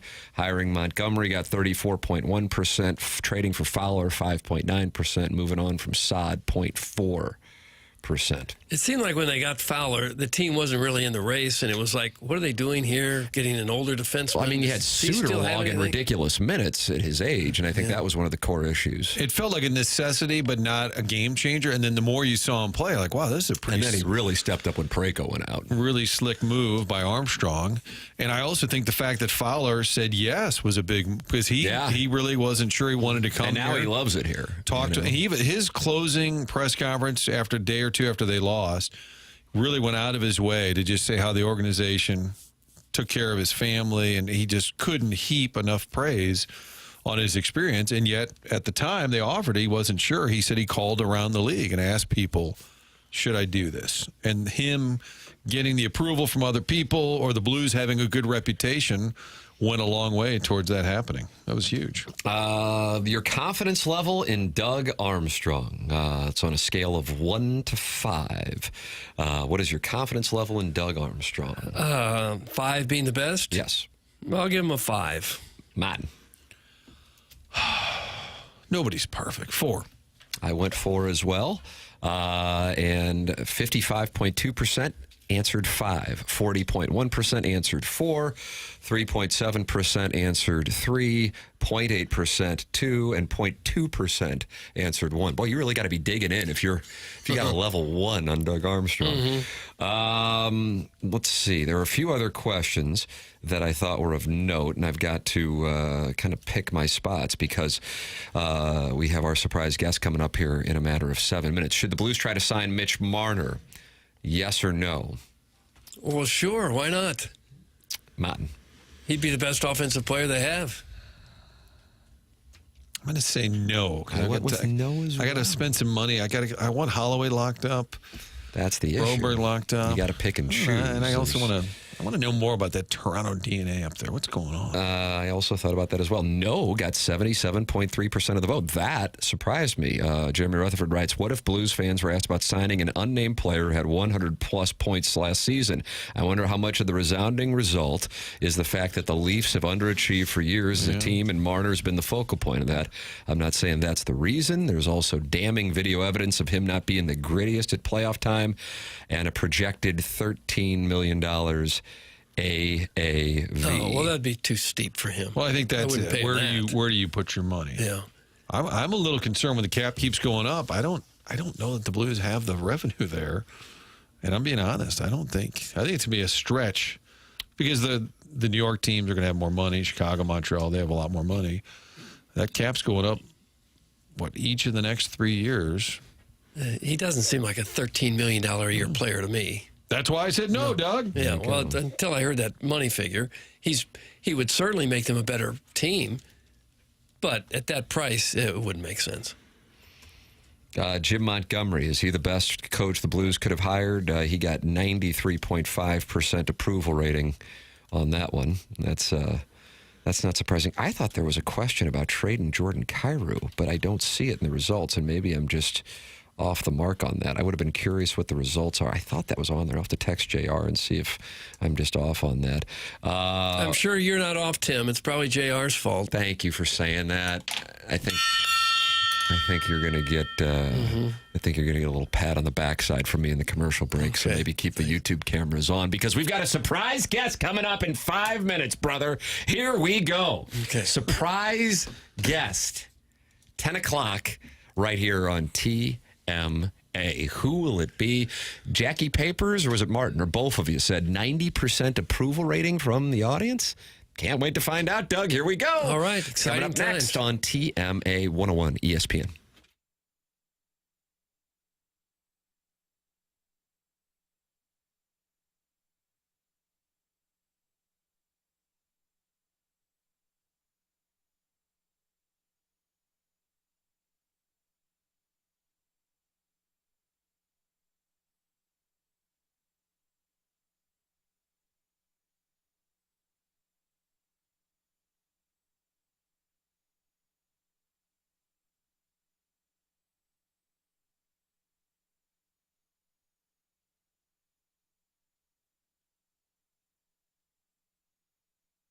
Michael's Flooring family and locally owned for over 30 years.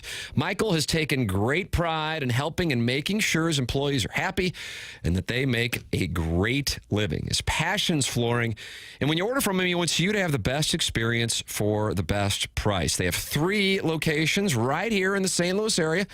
They are in Creve Coeur, they are in Darden Prairie, and they are in St. Peters. Come see why people are loving getting floored by Michael. And you can make sure you visit igotfloored.com. He is making sure he's going to get the best carpet installers. He gives them $7 a square yard. That's incredible compensation in the carpet installation industry. Come in, talk to them. You're going to see the difference. They want to make sure they suggest the best thing for you and not just pushing what corporate's telling them they have way too much of. That is what Michaels wants to make sure you as a customer know. Go online, and right now you can get 3 samples free from Proximity Mills. Just go to igotfloored.com. That's igotfloored.com. That's Michael's Flooring.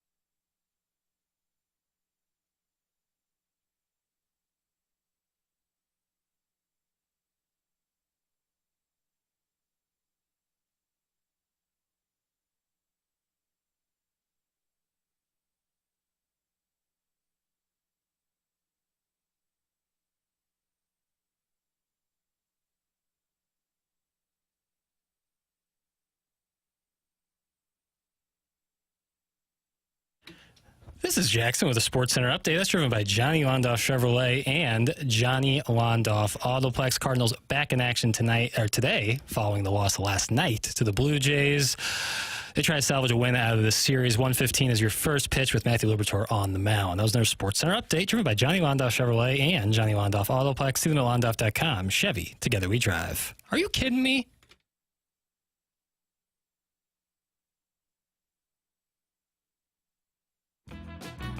Surprise, surprise, surprise. Now, what, if anything, that ball contains, we don't know. This is an adventure you and I are going to be taking together. You've got a big surprise coming to you. Oh, we love when we have a caller on the line, and the co-hosts here, Tim, Doug, don't often know what we've cooked up. We try to get hints, and you won't give us anything. No, all I say is it's somebody that's gotten rave reviews from our text line over the years consistently, which is impossible in this day and age. Caller, who do we have on the line? Well, do I give my name or not? What's your first name and where you're calling from, caller? My name is Kevin, and I am on the shores of Lake Michigan up in Wisconsin. Oh, wow, Doug. Kevin, shores of Lake Michigan. I was thinking it might be in Kansas or Kansas City. Well, I'm sometimes there as well. I'm right across the state, 3.5, 4-hour drive to Kansas City. Doug. Are you guys going to allow a KU guy on this show? Are you okay with this? We're not supposed to. It's Kevin Bacon. Kevin Bacon. The great Kevin Harlan? Kevin Harlan is on the line. How about that? Wow. Wonderful. Wow. How about that? These are Morning, great Kevin. to have Kevin on the show. Are we in Door County? We are, yes. That's exactly where we are, yes. We just finished the Eastern Conference Finals about a week ago. With the Pacers beating the Knicks, and we got up here quickly, and we'll spend our summers here, and then I do the Packers preseason games on TV, and I'll kick that up in the first part of August. Wow, the great Kevin Harlan. And I told him a couple weeks ago, John Hamm was a surprise guest. And at the time, John Hamm was in the crosshairs because he caught that ball going out of bounds. And he said he was texting Reggie Miller during the game saying, let him know I didn't do anything wrong. It's the guy from Sony who grabbed the ball. So Right, no, but it was John. John had it, and he should just fess up to it because we've got video evidence. Wow, there it is. See, Hamm now he's going to have to call in. Ham's going to have to respond. What Kevin is saying. This is just another example of Mizzou versus KU. You got the KU guy throwing the Mizzou guy under the bus, Doug. That's what's going on right here. I see that, yeah. Kevin, you're fresh off of the not only the Eastern Conference Finals, but that TNT run. And you finish it off by saying, I hope you all have enjoyed it as much as we have. If you could, take us behind the scenes of that experience of signing off on TNT. You know, it's kind of lasted over the last half season since about, I think, January. People, cameramen, technicians, audio people, all the folks in the truck, people you don't see or hear from that are so incredibly viable for our broadcast to get on the air have been, I think, slowly but surely seen this shadow creeping up on them as the season was winding down and the playoffs were approaching. And then we got in the playoffs, and it's just a mad dash. We're all over the place, different series, different towns, different days. But when we got to the Eastern Conference Finals, it kind of came to the peak. And I think people that had been there a long time, and most of our camera people have been there for over 25 years and have been on this incredible, lucky, fortunate ride we've all been on to cover the NBA for TNT, but knew it was coming to an end. But you didn't know the exact date because we're in a series, and it could go 7 games, it could go 4 games or somewhere in between, and it went to game 6. But when it was pretty clear in that second half that this would be a Pacer win of the series and our final broadcast, it touched a lot of us. And I've been there for 30 years, and I think when you're at a place of employment, they do become, in some form or fashion, part of your family, your work family. You see them every day, you work with them, you rely on them. And that's kind of how we all were. We all held onto the rope. We didn't let go. We kept pulling. We wanted to finish strong for TNT, and it was an emotional but very gratifying experience to sum it up that way with the people that we had been on so many broadcasts with over the years. It was emotional. It was fulfilling. It covered every emotion. Now, they're typically in studio, I guess, during the playoffs, often on site. But how much interaction over the years do you get with the Shaq, Barkley, and Ernie and the gang? And I'm sure they probably ribbed you a time or two, whether you were in the room or not. Yeah, they they didn't do much with me. They would do stuff with Reggie Miller, who I worked with, and I worked with Doug Collins, and I worked with Hubie Brown, and I worked with Steve Kerr and Doc Rivers. I mean, I've worked probably with 20 different, and Kevin McHale of the Celtics. I worked with so many people over the years that they would really find that jostling back and forth with those kind of guys much more meaningful than messing with me. There was nothing, we just called the games, but these guys are the legends, right? These guys are the players that they either played against or the coaches that they competed against, and so there was a real bond there with those people. But, we really don't see the studio show except for opening night, which we always did. They'd always be on site for opening night. So, for instance, this year when the Boston Celtics got their championship rings, opened the season against New York back in October of last year, they made the trip to Boston. So we'd see them then. And then we always see them during the Eastern Conference or Western Conference Finals, depending on what year it is for us and what conference we get. So we'd only see them twice a year, maybe a little bit at All-Star, but that was kind of it. So it was always long distance and over the air when we throw it back to them or they throw it to us.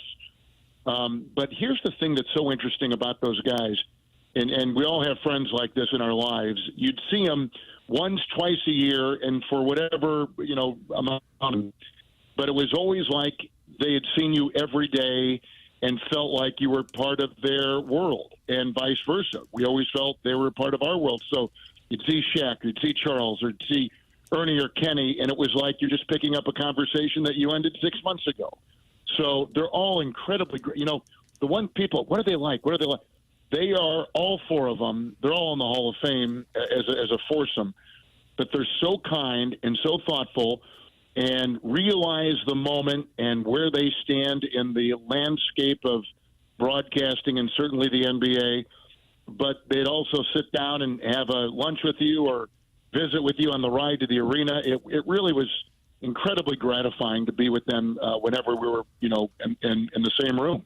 How about the fact 3 of the 4 hosts here are Mizzou grads? Well, Tim almost graduated. Yeah, I have 8 hours left. You're kind of like Costas, Syracuse. Yeah, you give him the degree. We're right? oftentimes compared. At this point. What I feel bad about is that you guys that went to Mizzou couldn't get into Kansas. So drop out of the call.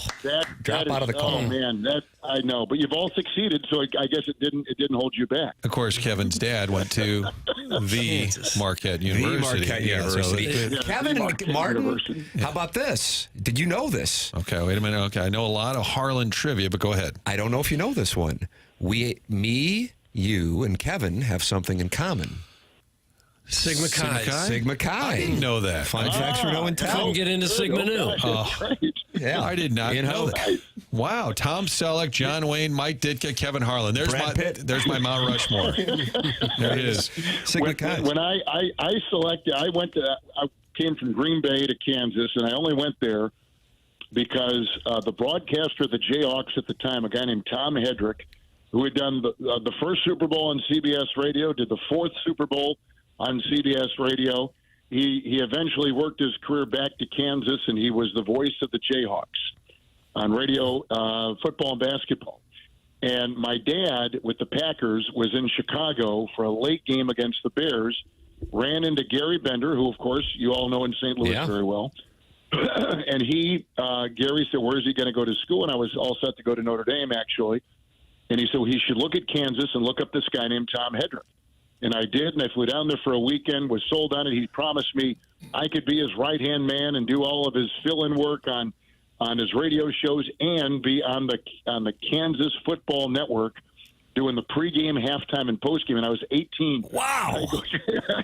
and that's why I went there. And then eventually, I had to look for a place when I was a student in college where I could practice doing games off of the TV with the sound down.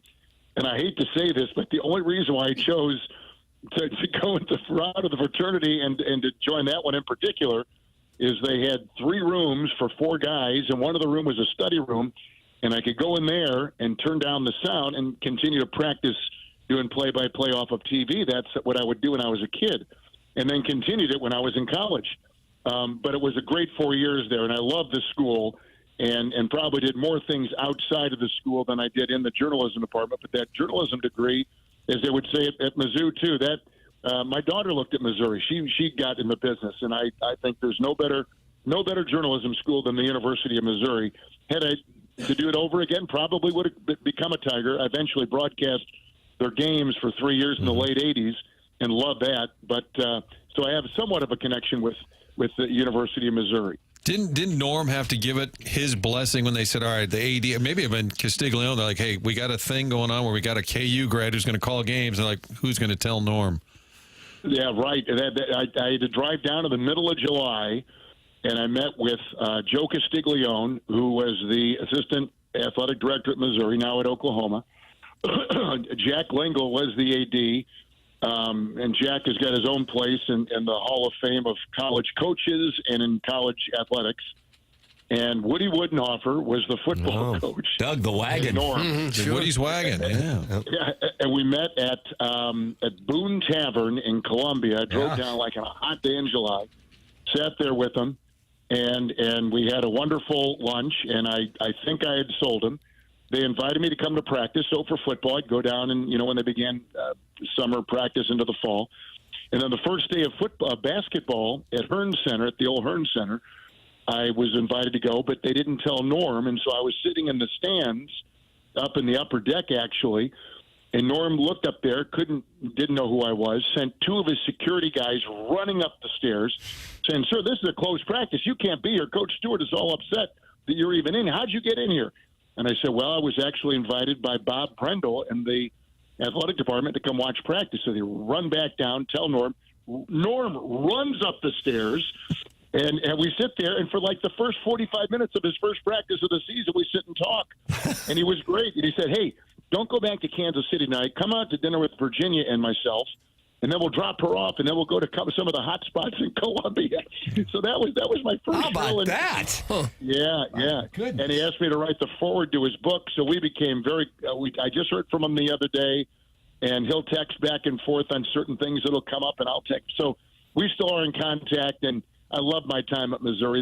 And quite frankly, one of the most gratifying things was the people that had broadcast those games in the past: Bob Starr, Dan Kelly, Bill Wilkerson, Costet, go right on down the line. All these great John Rooney, they had all broadcast these Missouri Tiger games over the years, and I was in their seat, and that was a great moment for me. It's an unbelievable list. If you look at it, Costas, Rooney, I think Joe Buck did some Mizzou for a couple of years. I think Joe did, yes. Yeah. I think he did. You're right. The great Kevin Harlan is the surprise here. What Tim, you didn't guess guest. it, right? You wrote down scribbled. No, I did not. This was not my... Kevin Bacon. Kevin Bacon is always a great guest. The thing that's... it's so intriguing to me. Martin, Kevin, and Jackson, our producer, both theorized the surprise guest, who Doug and I did not know it would be, would have a 90 to 95% approval rating from the audience. And based on the response in YouTube and the text inbox from all the comments, that's what it is. And what alarms me is in this day and age, usually broadcasters are polarizing. People either love them or hate them, but somehow you do manage to have a super high approval rating. And I wonder what that's all about. What do you think? What do you think has led to the high approval rating in an era where usually people in a high profile get a lot of criticism? Well, I didn't know that, and I thank you. That's very kind, and I'm kind of that's wonderful to hear. And you're right. It is not in our business very common. Local broadcasters always tend to get these high marks. I can only imagine what Jack Buck and Dan Kelly and Joe when he was doing the car, and John now. I mean, with these guys, people love them, and you become part of the fabric of their lives on the radio or on TV. If you're Cardinal fans or Blues fans or Mizzou fans, so that's very gratifying. I don't know. Clearly, I've got a lot of passion and energy, and I do enjoy it. And I guess maybe because I feel like I'm broadcasting as a fan, which isn't everybody's cup of tea, but that's kind of the way my dad worked for the Cardinals, and so I was in that press box back in the late 60s and met people like Bob Prince and Vin Scully and sat in the back of the booth and of Jack Buck and Harry Carey. And listen, I didn't know, I was 6 and 7 years old and didn't know much about it, but I knew I was intrigued by what they did.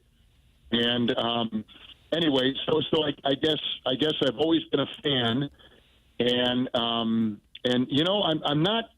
I guess I have taken the path of, and every broadcaster is different, clearly, and there's no right way and there's no wrong way. It's just whatever your way is. But I've always my dad got a journalism degree at Marquette and always stressed reporting and make sure that you're always covering the basics of who, what, when, where, why, and how, and all the things in the storyline and updating the storyline as the game's going on. I sometimes from friends will hear people say that they don't like broadcasters, play-by-play guys in particular, that are giving their commentary as opposed to just tell me about the game, report on the game, be a good reporter. And I've kind of tried to hang myself, my hat on that. That is probably it's the safest. It's probably, and then the emotion comes out when there's a big play. And I've always enjoyed all these different events I'm lucky enough to cover. So. But who knows? It's such. I always tell my wife, it's such. And our kids, it's a subjective business. You put 10 people in a room, four like you, 4 don't, and 2 don't care. And that's kind of what it's so subjective. It's like, do I like this song? Do I like country music, or do I like hip hop, or do I like rap, or do I like classics? It's whatever your personal preference is, and that's kind of what it becomes after a while is personal preference. And I'm quite honestly gratified to hear that, what you just said, and honored and feel very privileged to visit with you about it here this morning. And the second you came on, Kevin in Kansas, although he's in Door County, people are saying, wow, Kevin Harlan, best in the business, the great Kevin Harlan, love Kevin Harlan. Producer Jackson here is a huge basketball fan. First, Jackie, any question for the great Kevin Harlan? And then tell us what you have queued up. We have to display some of the passionate calls. It's incredible. Love Kevin Harlan. I think a lot of people have like a catchphrase. Mike Breen, who's doing the NBA right now, bang is his catchphrase. But Kevin, it feels like your style, like the way you speak is kind of your catchphrase. There is no one line that you're known for. You're known for so many lines. It's the way you deliver it. Do you kind of did you ever think in your career, like, I need a catchphrase, or has it always just been pretty organic? No, it has always been organic. There are a lot of guys that will write down lines and clever ways to end a game or to do during a game, and I've always been one. Kind of going back to, because I had a producer one time at CBS tell me that the best broadcast for everybody involved in the truck, the technicians, and all the people and on the air is to lose yourself in the game. In other words, don't be sidetracked or have your focus altered by noise or whatever. If you immerse yourself in the game, if you lose yourself in the game, you usually find that those are the best, most fulfilling broadcasts. And so I've kind of taken that to heart, and I'll go back and listen to my games, and I'll hear all this loud music in these NBA arenas or in a college arena. And I go, gosh, I didn't even know the music was that loud, or I don't even remember that song, or when they did that over the PA.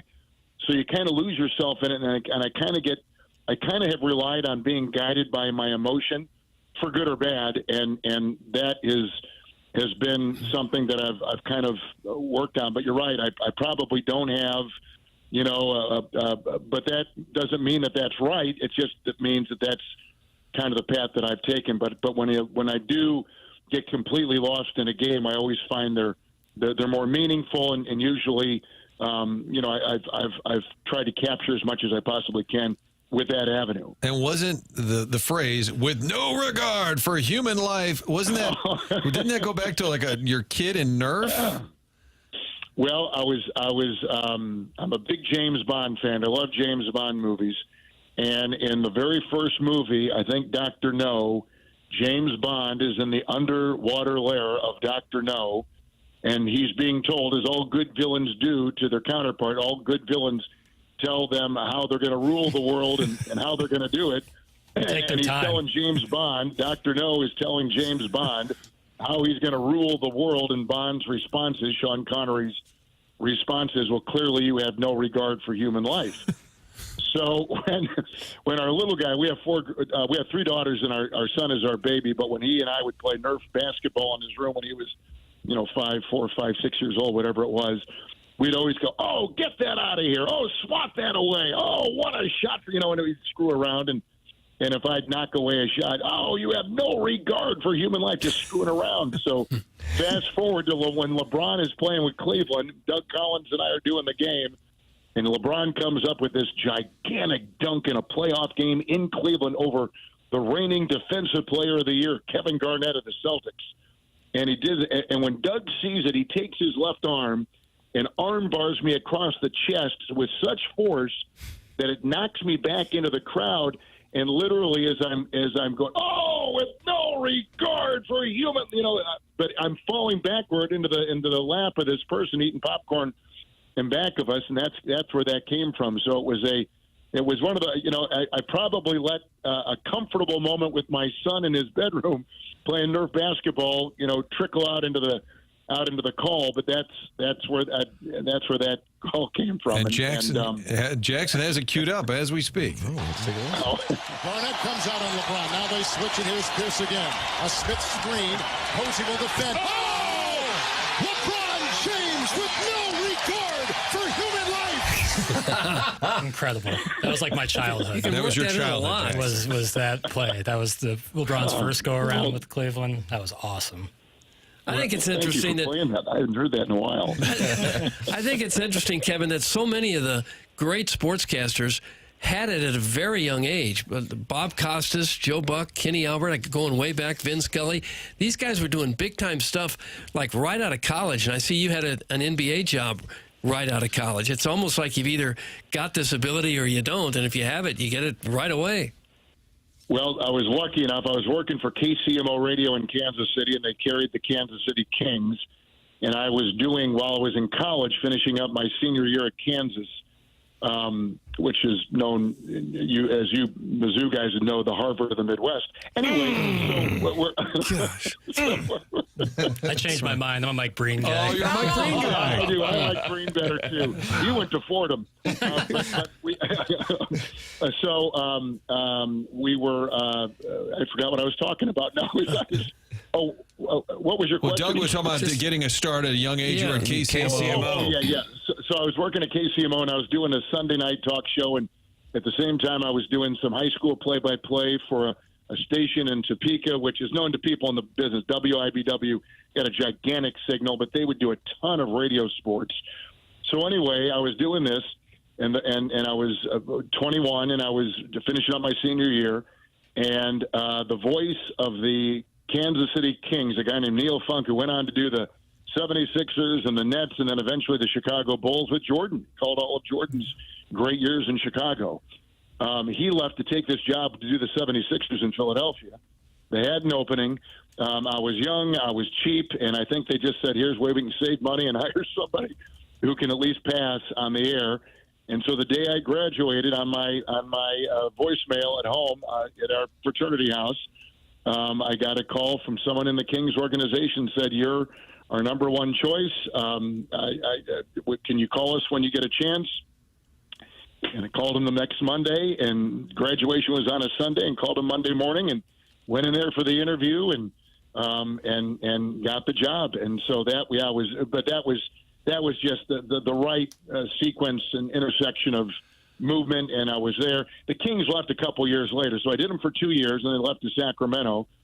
And when I was getting a chance to figure out what's my next move, would I go with the team to Sacramento? Wayne Larrivee, who's doing the Kansas City Chiefs, takes the Chicago Bears job with WGN in Chicago, and the Chiefs wanted to hear how I sounded in football. I really did not want to go to Sacramento. I wanted to stay in Kansas City. I met my wife there. We had our friends there. My college buddies were there. I loved the town, and but they wanted to hear me with Len Dawson, the great Hall of Fame quarterback, but they wanted to see how it sounded. Lamar Hunt was making the call, and Lamar Hunt wanted to hear how Lenny and I sounded together. and we had never done a game together. So Len Dawson, for the Missouri spring football game at Arrowhead Stadium, took his in 1985. Took a day off for him. Came out to Arrowhead. They had an engineer and a guy to tape the broadcast of the spring football game from Mizzou. I went to see Lamar and Jack Stedman, who was the president, and in his office at Arrowhead on Tuesday morning. He listened to it, and he signed off on it, and that's how I got the Chiefs job and got to stay there, and then had a chance to move on to other things. Relied on Bob Costas for a bit of advice if I should take the Minnesota Timberwolves expansion TV job in Minneapolis while keeping the Chiefs job, and he said, you've got to get into TV. TV is where it's going to be at. Followed Bob Costas's advice, and then the rest just kind of built on one another.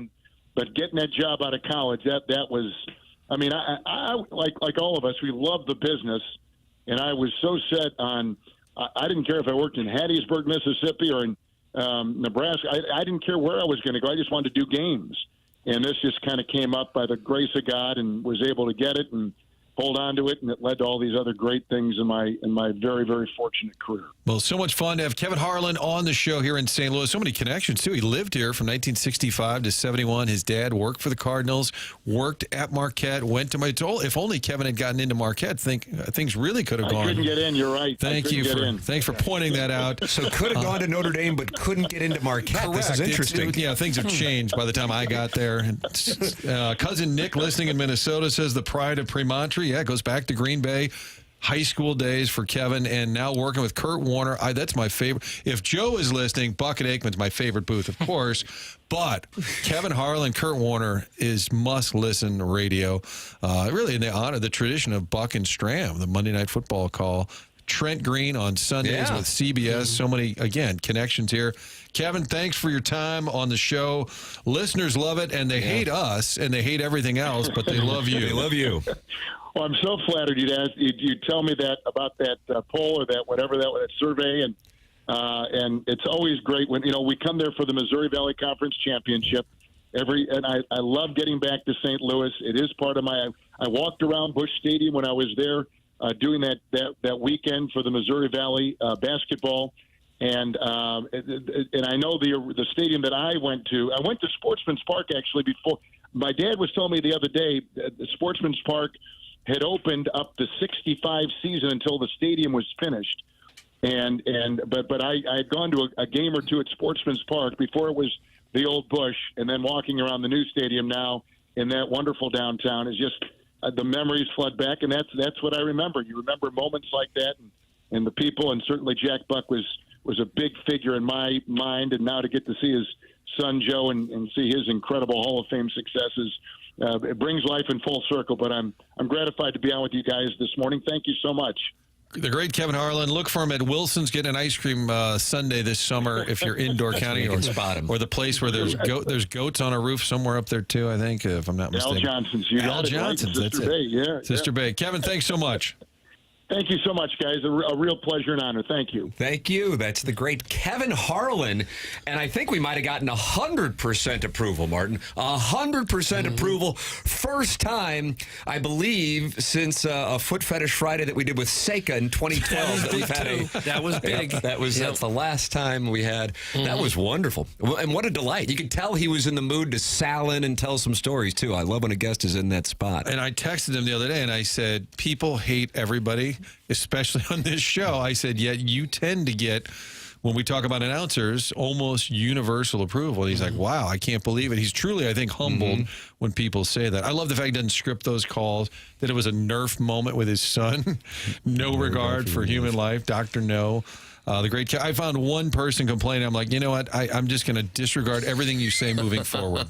That's all it is. Kwame Voyukas IV. Martin, you and Kwame have been sideways, and he says, credit to Martin. I was fully expecting O.J. Atagwe or Jason Simontachi. Oh, those are good ideas. Now get Coach back on, and we'll bury the hatchet. That's from Kwame Voyukas IV. Fair enough. Get Coach back on. We get Coach Shirts would be fun in the summertime. Sure it would be. Did Jackson have to stand up during this phone call? That's from the Veiled Prophet. I did get chills when he started talking. He's like, the reigning defensive player of the year, Kevin Garnett. I was like, this is the way he speaks, man. Like, we talk about with Joe Buck having that big game feel. Kevin Harlan has a big game feel, man. He really does. Yeah, you got to have that voice. Oh, it's so good. To give it that feel of something important's going on. Like, we played the one No Regard for Human Life clip. There's 30 other clips that are super famous. Yeah, he basically called the release the Hoosier, you know? He did, yeah. Somebody ran on the field. Yeah. Oh, so good. Did the play-by-play. Oh, that's if you just spend the day on your computer finding clips. It's a great rabbit hole. That was an outstanding surprise guest. Tip of the cap to Martin for the surprise guest, Kevin Harlan. You can always go back and podcast via the Schaefer Door Company podcast here on TMA and 101 ESPN. Email in the morning after at InsideSTL.com for our Design Air Heating and Cooling email today. James Carlton is a longtime sponsor of both this program and the Tim McKernan Show podcast. Little Jackie Papers, how about a QFT? Is that fair or is that not fair? If it doesn't work, it's fine. I'm hitting you at 10:30 with the QFT. As long as it's not, it doesn't have to be super brief. Oh, Well, he you're doesn't asking want a me on- 6 hour. He doesn't want a 6 hour. Well, I have Spread Zone coming up at 11 o'clock with Riz and Anthony Stalter, Radio Wars. And then I have a call at 3 o'clock, so that means we can't go any longer than 2 hours. Yeah, How we great can is thread that window. All right, QFTA will be coming up. You can watch that on the TMA YouTube channel. James Carlton sponsor of both Tim McKernan Show and TMA. He's my insurance agent going back to 2019. That's James Carlton of the Carlton State Farm Insurance Agency, online at carltoninsurance.net. 4 to 25 5-star reviews for James Carlton. He's my insurance agent. You will be thrilled if he becomes your insurance agent as well, because he's going to save you money. He has a huge staff and things are taken care of right away. You call 314-961-4800. Somebody's going to answer right now. You can count on it. It's James Carlton of the Carlton State Farm Insurance Agency in Webster Groves. Design, Air, Heating, and Cooling email today coming up. And Martin, I know you have stayed late through onboarding. This story is going to maybe want to make you stick around. Oh, no. A big-time St. Louis former athlete possibly running for Congress. Wow. Congress. Wow. All right. That is coming your way on the other side of the break. This is TMA 101 ESPN.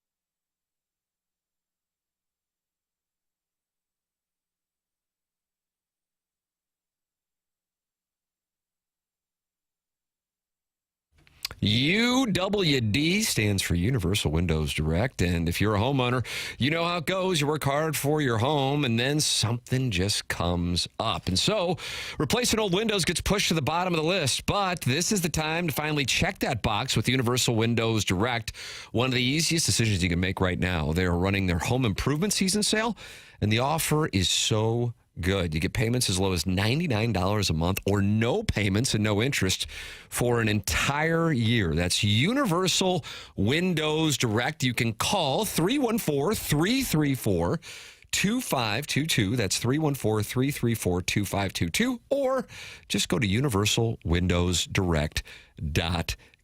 If you're feeling those summer cooling costs creeping up, or you're just ready to give your home a fresh look, don't wait. Give Universal Windows Direct a call, 314-334-2522, or go to universalwindowsdirect.com. That's universalwindowsdirect.com, and you'll be so glad you did. And like me, you'll be saying, I love my windows.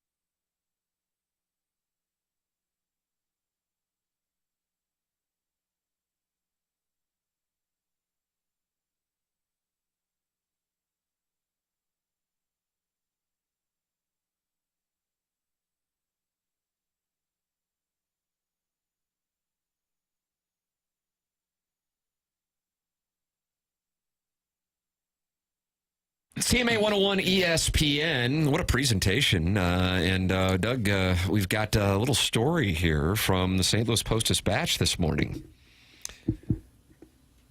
Adam Wainwright in Congress? Already a success on the mound in the broadcast booth with a budding career as a country music artist to boot.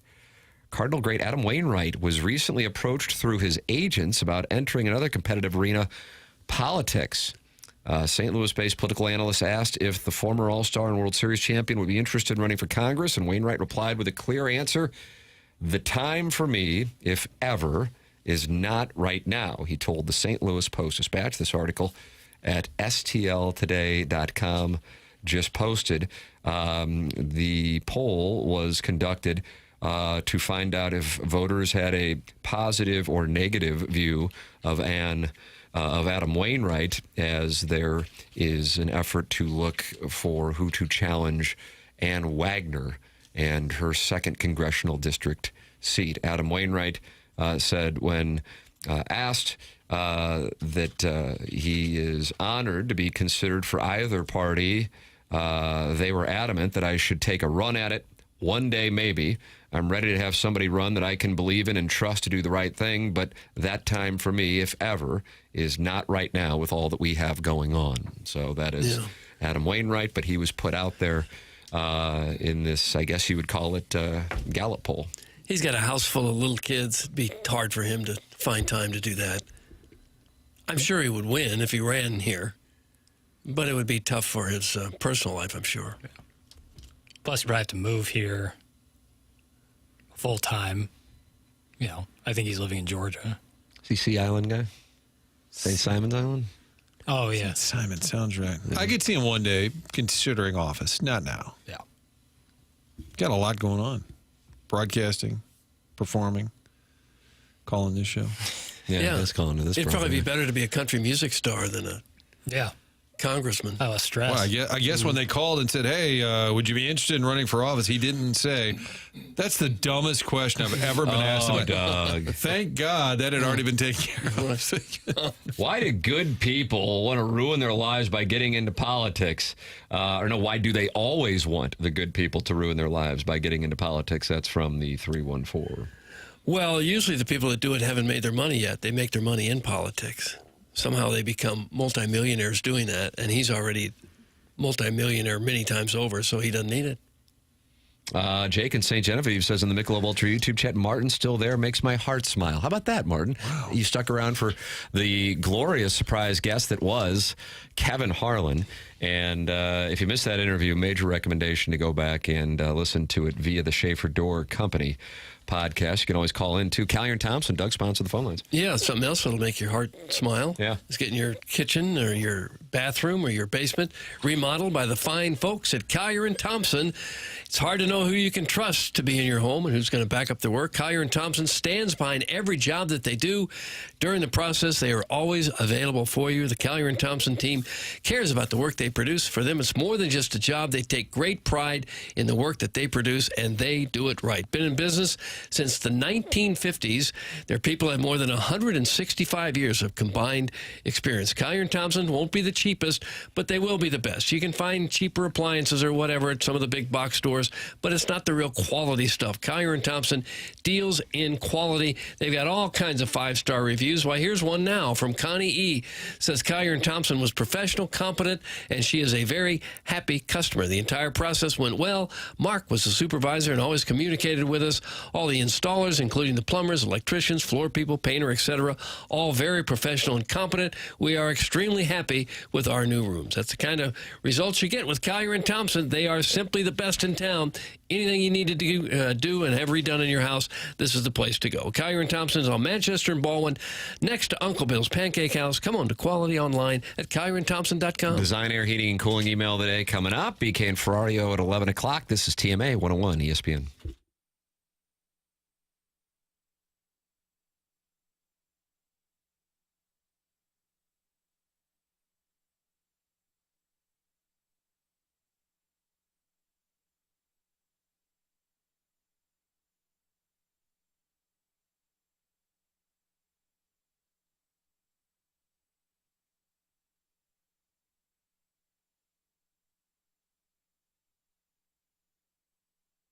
Dance Express is a local gem, family-owned and family-operated, right here in St. Louis, going back to 1992. Gray Wilson and his team are the go-to experts for paintless dent removal.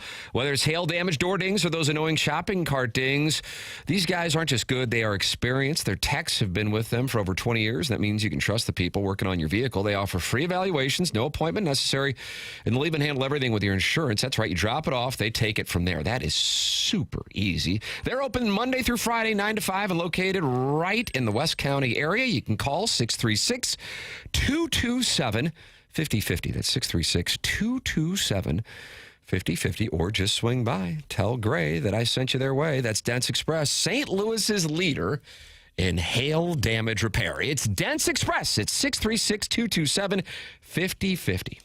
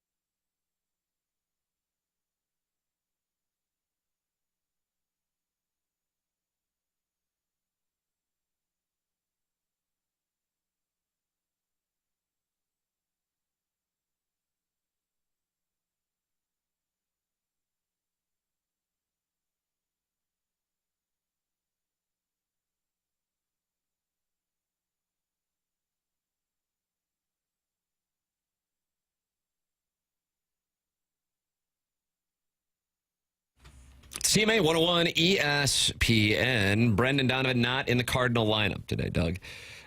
Blue Jays haven't released their lineup as of yet. I don't know. Maybe they... just 2 minutes ago. There it is. And Alejandro Kirk is going to try to hit for the cycle today. He is batting third, DHing. Why not? Yeah. Suddenly he's Lou Gehrig. The Cardinals will not have Donovan with the toe injury. Nootbaar, Wynn, Herrera, Contreras, and cleanup. Burleson, Arenado, Gorman, Pozo, Scott, Matthew Liberatore on the mound as the Cardinals try to halt the 3-game losing streak before heading to Milwaukee and dealing with the Brewers and also the Ghosts at the Pfister Hotel. That's also something to factor into. It's a story every time they go there. Yeah, beware the ghosts at the Pfister. Design, Air, Heating, and Cooling email today will be coming up here momentarily. We had Kevin Harlan in this hour. Recommendation to go back and podcast that and all of the magic of this program. You can do so. The podcast is brought to you by Schaefer Door Company. 100 West Dental was the sponsor of the closest to the hole at the Dotem at Oak Valley. 100 West Dental's online at 100westdental.com. You can use my name. You get $1,000 off Invisalign. Just go to 100westdental.com. 100 West Dental is located on Manchester in Baldwin. That's Dr. Brandon Pryor and his team. I checked it out, man. I'm telling you this. You go in there, you do not think it is your standard dentist's office. All the new technology, and it is a place a lot of TMA listeners have started to go. You got to go see the dentist. It's not something you can avoid. It affects the rest of your medical health if your dental health is not good. Let Dr. Brandon Pryor and his team be the ones that take care of you. 100westdental.com. And if you're interested in Invisalign, use my name and you get $1,000 off Invisalign at 100 West Dental. Plus, they have the technology to show you what it'll look like before they even do it. It's 100westdental.com. Design, Air, Heating, and Cooling email today next. This is TMA 101 ESPN.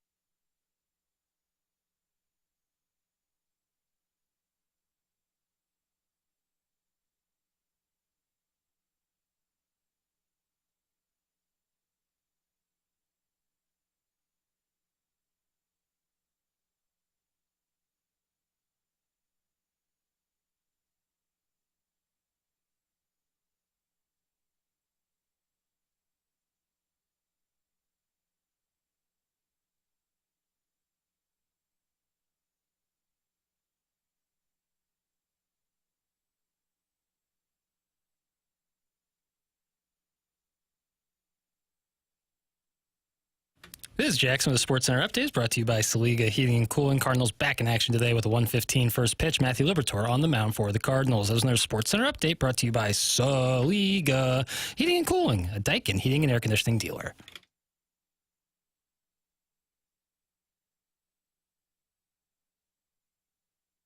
All right, Doug, let's get right into the Design Air Heating and Cooling email of the day. All right. Hello, gentlemen. I'm in a little bit of a dilemma.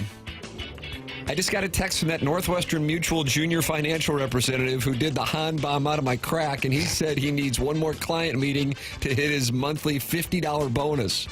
But if my husband finds out I've been seeing this dunce who stained his loofah again, he may freeze my assets. And with this shriving charcuterie business, we cannot have that happen. Also, my girlfriend Ellie and I find the real-life photo below of real-life curious girls. Found a mutual interest in the club cleaner at our dreamscape of a club. Ellie was treated like a sock puppet in the cart barn, but that didn't stop her from running up a tab on her fat-ass husband's tab at the poolside bar. What a babe she is. Also, this is your last chance to order anything or everything for Plowsy's or Sweet Sweet's wedding. Please take it all. Please. By appointment only. That's from the self-made stay-at-home Ledoux mom. Self-made stay-at-home Ledoux mom. So Ellie was treated like a sock puppet? That doesn't sound good. No, that's tough. In the cart barn? Yeah, I've been there. And there's a picture of her in the email. That's nice. You hear that? That's the sound of middle-aged white dudes spending $75 in gas crossing state lines to place $2 parlays like it's a back alley liquor run during Prohibition. Why, you ask? Because Pick 6 was our siren song. Born in a broom closet off of Hampton, the same studio where Iggy stored porn and Plowsy squirreled away snacks, this podcast had no intro music or listeners. Tim would just sort of mumble, "All right, boys," and chaos would erupt. Bets flying, action taken. Side bets aplenty. Pete, like a support dog with an MBA, furiously updating his spreadsheet. Last touched around the time Iggy hit up Facebook Marketplace looking for a teenage date to accompany him to a Pitbull concert at the Recplex. Then came week 7, the bet that broke the group. It was neck and neck, just a few strategic bets backed by sponsors who wish they had their money back, separated winners from losers. The boys went around the horn reading their cards and reading their risky picks in hopes of cashing out big. It was tense, and then Iggy happened. He hammered Cletus's roll on Lindenwood skeet shooting plus 2.5 because his neighbor applied there and he was looking for a reason to talk to her. But Prod Joe, presumably after a rough day parallel parking Pontiac Sunfires, decided to burn it all down and announced Iggy still owed 5 units, roughly $2.50 from 2019, and refused to accept his picks. Time stood still as Iggy whipped out a crumpled up North County Pasta House receipt and waved it down the barrel of his old man Jitterbug phone's camera like it was the Treaty of Versailles, claiming it was somehow proof of settlement. Tim fell out of his chair, laughed hysterically. Jackson fetched Tim's dry cleaning because he wasn't allowed to partake in adult conversations per his contract. And then poor Pete just cried into his oversized fitted Stetson and vanished, never to return. Legend had said he now works for the city collecting dead armadillo and unused Cardinal tickets, finally putting his 9 years of college to good use. After that, ghost town. Some say if you listen hard enough, you can still hear the faint sounds of G Unit zooming in from an underground bunker, face still blurred by an unearned ego that tells himself middle management and enterprise demand secrecy, breathing heavily and mumbling on about crypto to no one. But Pick 6 didn't die. It faded, like Martin after 10 a.m. And to us, it was never about the bets. It was about tailing Tim to cash out a $40 over for $6 in Illinois, then DMing him the screenshot and hoping he asked us to be his best friend. And then he'll leave his family for us, and we'll move to Florida together. Best, that's from Are You Phil Elfrink. God, that's what we have for the Design Air Heating. My goodness, that was long. Phil Elfrink. Really long, Phil. You worked on it. I'll give you that. You tried hard. It was good. Who you but got? It was too long. Stay-at-home, self-made, stay-at-home Ledoux mom. Yep. Self-made stay-at-home Ledoux mom is one. The Design Air Heating and Cooling email today. Our thoughts and prayers with Ellie. Time for us to go. BK and Ferrari up next. Bye.